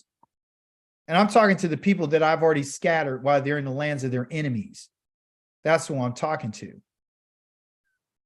Because the people who are in the lands of the enemies, those are their ancestors. I'm going to remember your ancestors whom I brought out of the land of Mizraim, because that's the first word that I told them. That's the first thing I said. Ani Yahweh. I'm the Hotzitika. I'm the one who brought you out. So I'll remember that I said that. Okay. And I'm also going to remember that the nations were watching so that I might be their Elohim. I am Yahweh. I'm Ani Yahweh. Ani Yahweh. That's who I am. Okay. So I'm not going to forget that. Okay. I'm going to remember for your sake. Covenant is still valid. In conclusion, there is a process. And the process is this. Yahweh said to Moshe, come up to me on the mountain and stay there, and I will give you the stone tablets with the Torah and the mitzvot I have written on them. All right. So now I put process because it's the way that the activities and the way that things go down. Okay. So what we have first is the 10 words that the Most High gave to us. Okay. That he spoke to us out of fire. He spoke that. Then he turns around, he gives us the Mishpatim. So you got the Mishpatim before you got the Torah. And then he wrote, and listen, Moshe wrote this down for us, what the Most High told him. And he wrote it in a scroll to go along with the covenant. Okay. Listen to this. Then Yahweh said to Moshe, come up to me. This is after the children of Israel said, we'll do everything you said. This is after the meal that they had. This is after the 70 elders. This is after that. Yah tells him to come up on the mountain. He says, you come up to me on the mountain and stay there. Okay. That's what I want you to do. And I will give you the stone tablets with the Torah, not the Mishpatim. I'm going to give you the Torah, and I'm going to give you the mitzvot, which are the commandments. So you got the Mishpatim before you got the commandments. You got the 10 words before you got the commandments. You agreed to this, to the covenant, before you even received the Torah. You received the Mishpatim before you received the commandments. The Torah is the instructions. It's not the laws, it's the instructions. The mitzvot are the commandments. Okay? That's what it is. And he says, I will give to you the stone tablets with the Torah that I have written on them. So the stone tablets had the Torah and the commandments written on them. There's two of them. There's called Lukoth. There's two stone tablets that he had, and he wrote the commandments and the Torah on. Okay. And Yah had already done it. He already did it. Because he's telling Moshe to come back up so I can give this to you. Listen what he says. I will give you the stone tablets with the Torah and the mitzvot I have written on them, so that you can teach them. So all I'm trying to get you to understand, everyone, is that the most important part of what we need to understand and learn today is the covenant is consistent of not just the 10 words, but it's consistent of the Mishpatim. Okay. And it's the understanding about, you need to understand the judgment is going to be part of the covenant. Do you understand? So I'm holding you to the 10 words, and I'm holding you to the understanding of the Mishpatim to let you know that I'm going to judge you according measure for measure. And I'm not going to wait until you get back to the land to do this, because I told you I'm going to approach you for judgment. I'm coming to approach for those who have done wrong, to the widow and the stranger. I'm coming to do wrong, the one who denied people their rights. I'm coming for injustices. Otherwise, I would not be able to judge the world. I'm judging the world for those things. Okay. The Shabbat is part of the 10 words. How to work in the land was there, but you guys, well, I'm not in the land. Well, I'm telling you, okay, that the way that you treat each other, I'm letting you know that if you don't honor these words of what I'm saying, okay, I'm letting you know, don't steal. That when I told you the 10 words, is that done away with? No. I told you about honor your mother and father. Is that done away with? No. I'm just telling you what the punishment is. That's why I'm telling you about the Mishpatim. Because the 10 words don't go into detail about your mother and your father. It just tell you to honor. I'm letting you know this is how you honor him. You don't disrespect them. You don't talk crazy. Neither do you put your hands or push or snub or nothing towards your parent. Okay. I told you about how not to deal falsely with each other. So you want an explanation about don't covet? I got it in there. You want to know about how not to deal falsely with your neighbor and bear false testimony? Well, you're going to be involved in a lot of court proceedings because there's always going to be contention. There's always going to be disputes because that's human life. That's life. So I'm telling you that you can either continue your life or you can forfeit your life. It's up to you. That's what it's going to be for my people. Okay. So here it is. So now we know that the Torah and the commandments, okay, the mitzvot, were on stone tablets. Okay. I have written on them. It's already done so that you can teach them. Okay. So listen what the Most High is saying. Covenant, you guys, again, has to do with what? It has to do with an agreement. Listen to this carefully. You made an agreement and you said, how many times? 4 times. Everything you say we'll do.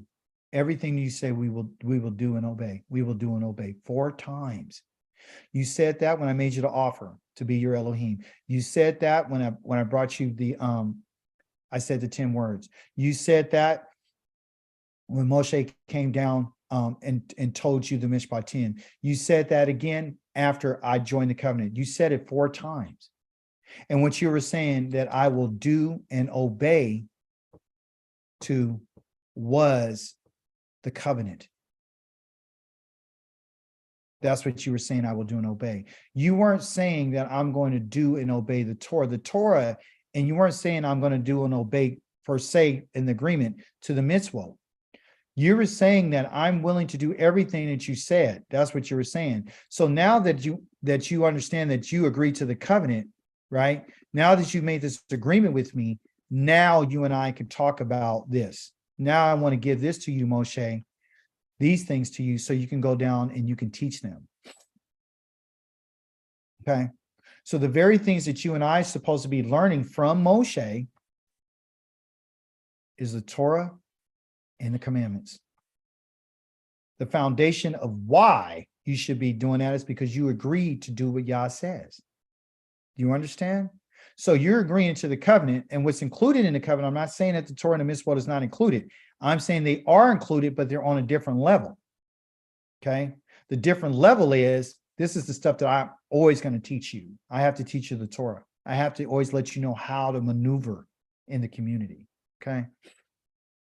So Moshe got up, and also Yehoshua, his assistant, and Moshe went up to the mountain of Elohim. If you notice, Yehoshua went with him. He's his assistant. So he's probably in charge of writing, taking notes, and all this kind of stuff. Okay. But what's interesting is that there was a waiting process, which I think you and I can learn from. In this waiting process, Moshe went up onto the mountain, and the cloud covered the mountain. The glory of Yahweh stayed on the Mount Sinai, and the cloud covered it for 6 days. So there was a waiting period for 6 days. And on the 7th day, he called to Moshe out of the cloud. To the people of Israel, the glory of Yahweh looked like a raging fire on the top of the mountain. Moshe entered the cloud and he went up on to the mountain, right? On the mountain. He was on the mountain for 40 days and 40 nights. All right. So let's break this down. Moshe went up on the mountain, and we know that he went with his assistant.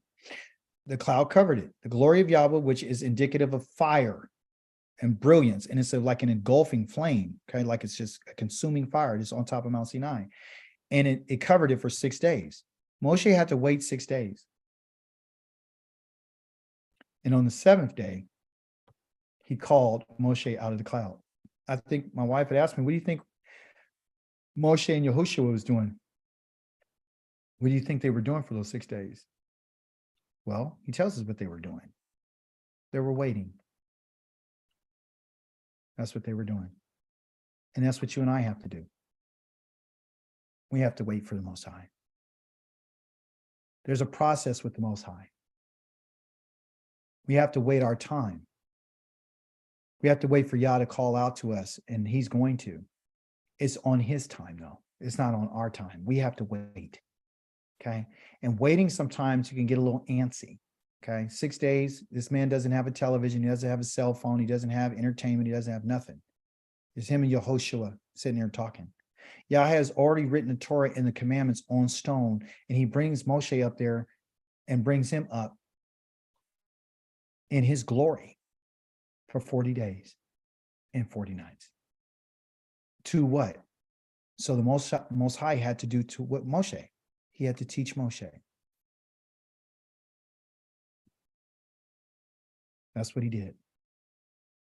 Yehoshua was not up with Moshe all the way to the top of the mountain. He didn't ascend all the way to the mountain with the Most High. Moshe did. Moshe was in the cloud. He was in the presence. He was in the glory of the Most High, right? And he was in that fire. That's what it looked like, right? So he's in the fire. He's talking to the Most High. The Most High is teaching Moshe. That's why it took 40 days. So the Torah process and then the commandments, and to fully understand them, he had to be up there for that period of time. He wasn't up there while the Most High was writing everything down with his finger. The Most High did write it with his finger, but it didn't take 40 days to write it. The Most High had already wrote it, but now he's teaching Moshe the Torah. And he's teaching him the commandments. And the reason why he's teaching Moshe the commandments and the Torah is because our ancestors said, you go and you hear, and everything he tells you, we will do. Because it really supposed to have been you and I receiving and being taught the Torah. So when we talk about Jeremiah chapter number 31, verse number 31, where it talks about the Most High says that I'm going to write the Torah down in their minds. It's not going to be like how it was before. This is what he's talking about. When you and I go back out to the wilderness, as he intends for us to go, Yah is going to give us and teach us the Torah. You and I are going to be in the presence of the Most High. And the people that are going to be there are the ones who want to be there. It's going to be the wholehearted ones, because the rebels will be destroyed in the wilderness, as he stated in Ezekiel chapter number 20 for your reference. You'll go and he says no rebel will go in. Okay. So we have to understand that the Torah is something that needs to be taught to us, like it was taught to Moshe. Okay. And it's a process. Okay. So you and I are in the process of waiting. And what are we waiting for? We're waiting for Yahweh to come and to call to us as a people and to bring us out into the wilderness to teach us the Torah. That's what we're waiting for. It's a process. That's what it is. So remember these things, everything I expressed. Finally, the question is, what is next? There's always something that's next if the Most High is willing. What's next is that we're going to be dealing with Shemot chapter number 25, all the way to chapter number 27, verse number 19, and Malachim, 1 Kings chapter 5 through 26, and 6 through 13. For those who are new to my class, understand that we go through the Torah every single day. Every single day we read the Torah. We read a portion of the Torah every single day. We read what they will call a Haftarah. A lot of people think, oh, well, this is Jewish. No, this is the Torah, and these are the kings. This is not Jewish. This is what it is. These are called the scriptures. Okay. So we go through these and we read through the Torah every single day. Okay. And you will know them as Torah portions. Just like you would have to go out and go get that manna every single day. Okay. Every single day you have to go out and get a portion. Yeah, I was telling us every single day you need to pick up my word and you need to learn from me. The Torah is designed to be learned according to what the Most High told Moshe. The commandments are from the Most High, okay, for us to learn. So the Most High is teaching. He wants us to learn through what? Through teaching, so you can learn how to fear him. If you don't fear him, Then he says that, like he told us, I'm going to judge you. Okay. So that's what this is about. Okay. I hope you understand that this is about judgment. This is about the Most High looking at us a certain way and saying, look, I told you when I ratified that covenant with you, all right, it was based upon the Mishpatim that you were about to go into the land to receive. And I also told you that I didn't want you to be like those people. Okay. So he's letting us know that the places that I sent you right now, I sent you there. But I did it for a reason. I want to see if you want to be like the people around you. I see a hand up. iPhone 13. Go ahead. Sorry for keeping you guys a little bit late. Um, one of the questions were about the parents. What if that child has bad parents? How does that child go about it? About the respect the parents. Well, that's the cost. I think you heard me say what I said earlier. That's the cost. Now, what one could say is this. Okay, so there's bad kids out here, and you said, well, I told you it's not the kid's fault. Okay, that's number one. It's not their fault.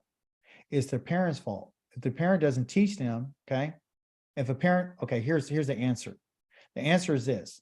If the child has a parent that's trying to teach them, because this goes two ways. It's the parent's fault if they never say anything. Your child is going to be put to death because you, okay, just like we're the beneficiaries of our ancestors' patterns, things that they've done. We're the beneficiaries of that. Most High said, you're going to experience, the children are going to experience it. So, but if you have a parent that's teaching the child and the child won't listen to that parent, what do? It goes both ways, right? So you got a rebellious child or you got a child who just didn't know, okay? So does this child have a parent who's teaching them and they have one who doesn't? See, it's about who you're going to listen to. It's like me and my wife, right? I'll just use this as an example. I have 3 children. And I tell them all the time, this is what the Most High says, right? And if they listen, fine. But if there's no if they don't listen, who's going to be responsible? That child's going to be responsible. The Most High is going to judge that person, their soul. They're not always going to be a kid. You were a child one time, but you're an adult. Your soul is a soul. So you're going to be held responsible. Every soul that sinneth against me is going to die. Okay. So if it wasn't brought to the kids' attention, that's their parents' fault. That's what it is. It's their fault. If they're a descendant from somebody, like the Most High calls the children of Israel, he said, you guys are descendants of evildoers. So how are they supposed to know?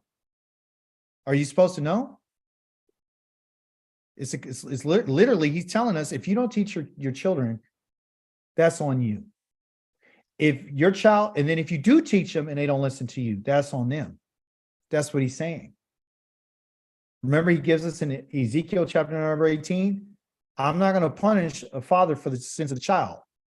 Both the parent and the child belong to me. Is that what he said? See, let me show it to you right quick, just so we can confirm it. So we won't say that I said it and it's not my thinking. It is the truth. The Most High tells us this very clearly. Okay. He says this, and this will answer your question, to be honest with you. It's a great question, by the way. Hopefully our children will listen to us. He says this in Ezekiel chapter number 18. Listen what he says. He has an answer for us.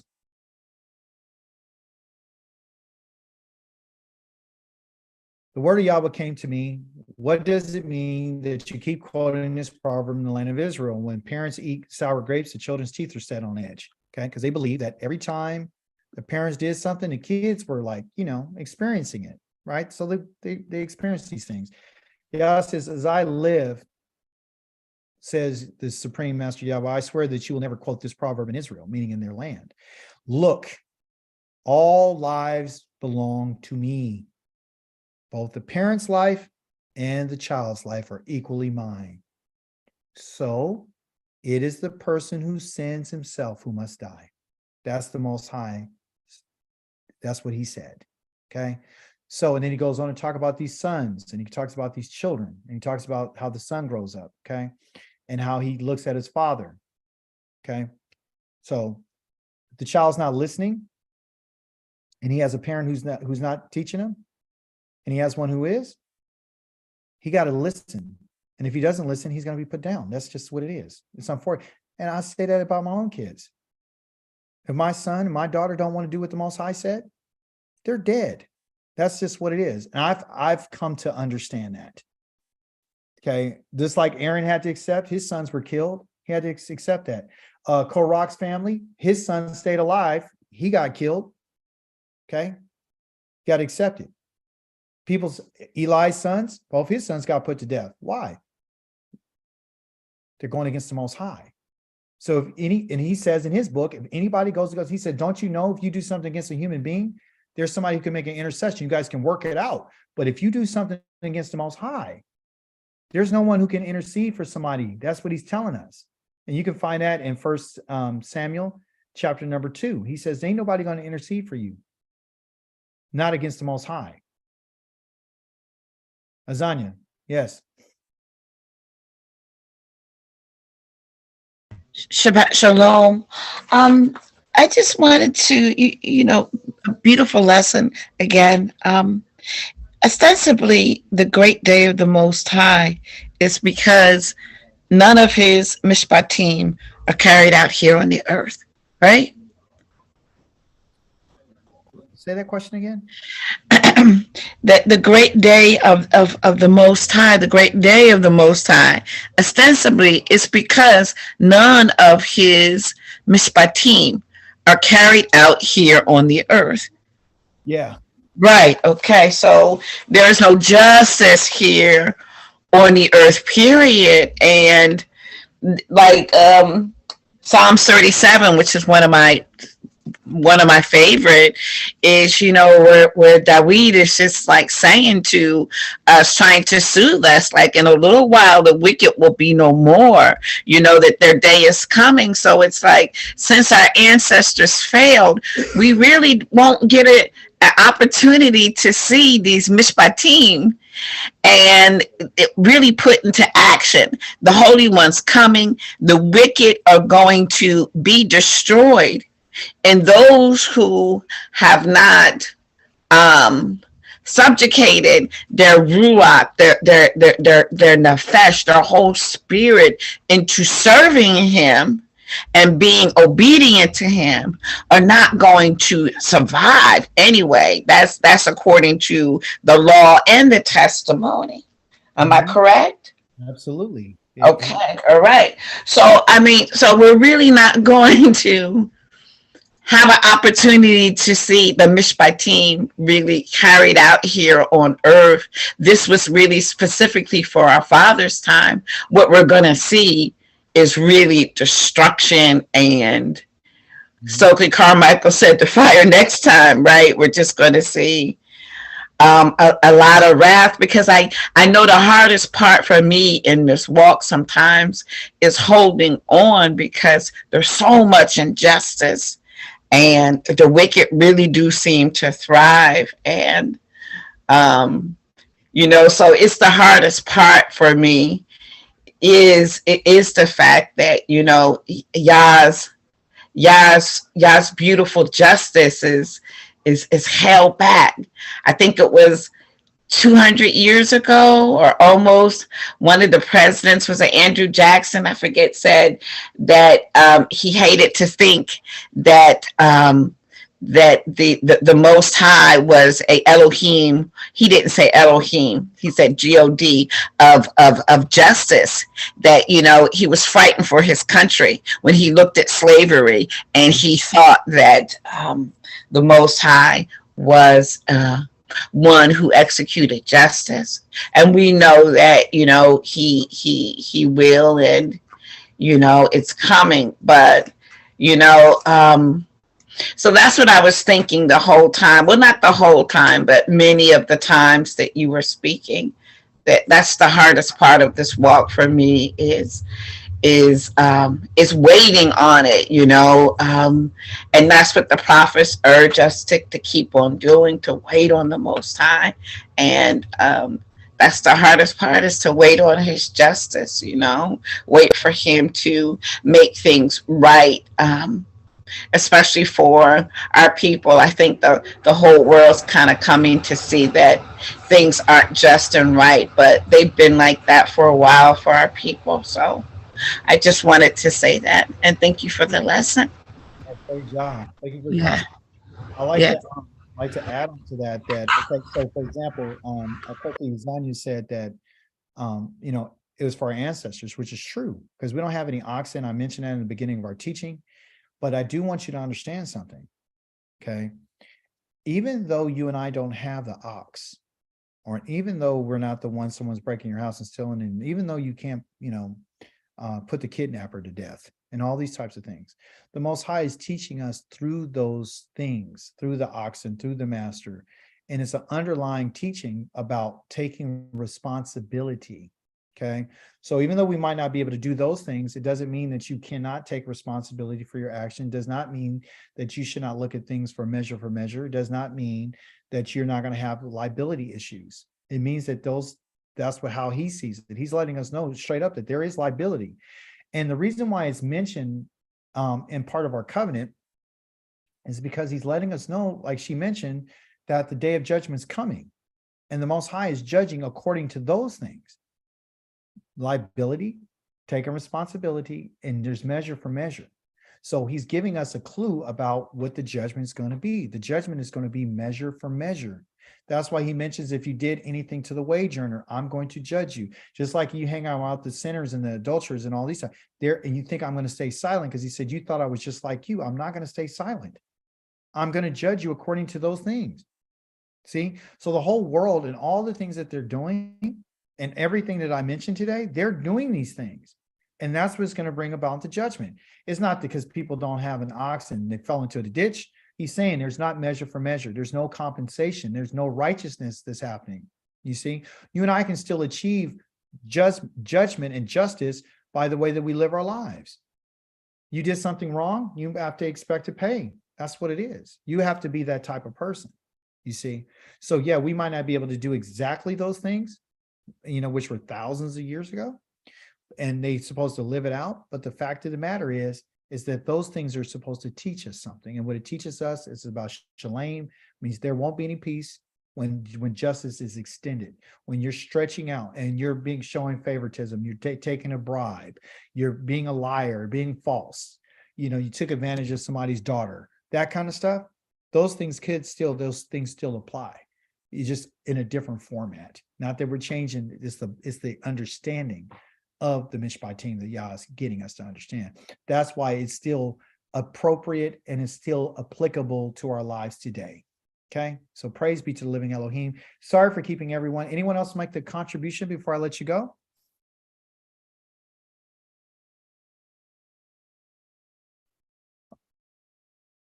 If not, I say Shabbat Shalom to you, and I'll see you a little bit later on this afternoon. For your Shabbat class. shalom. Bye-bye, everyone.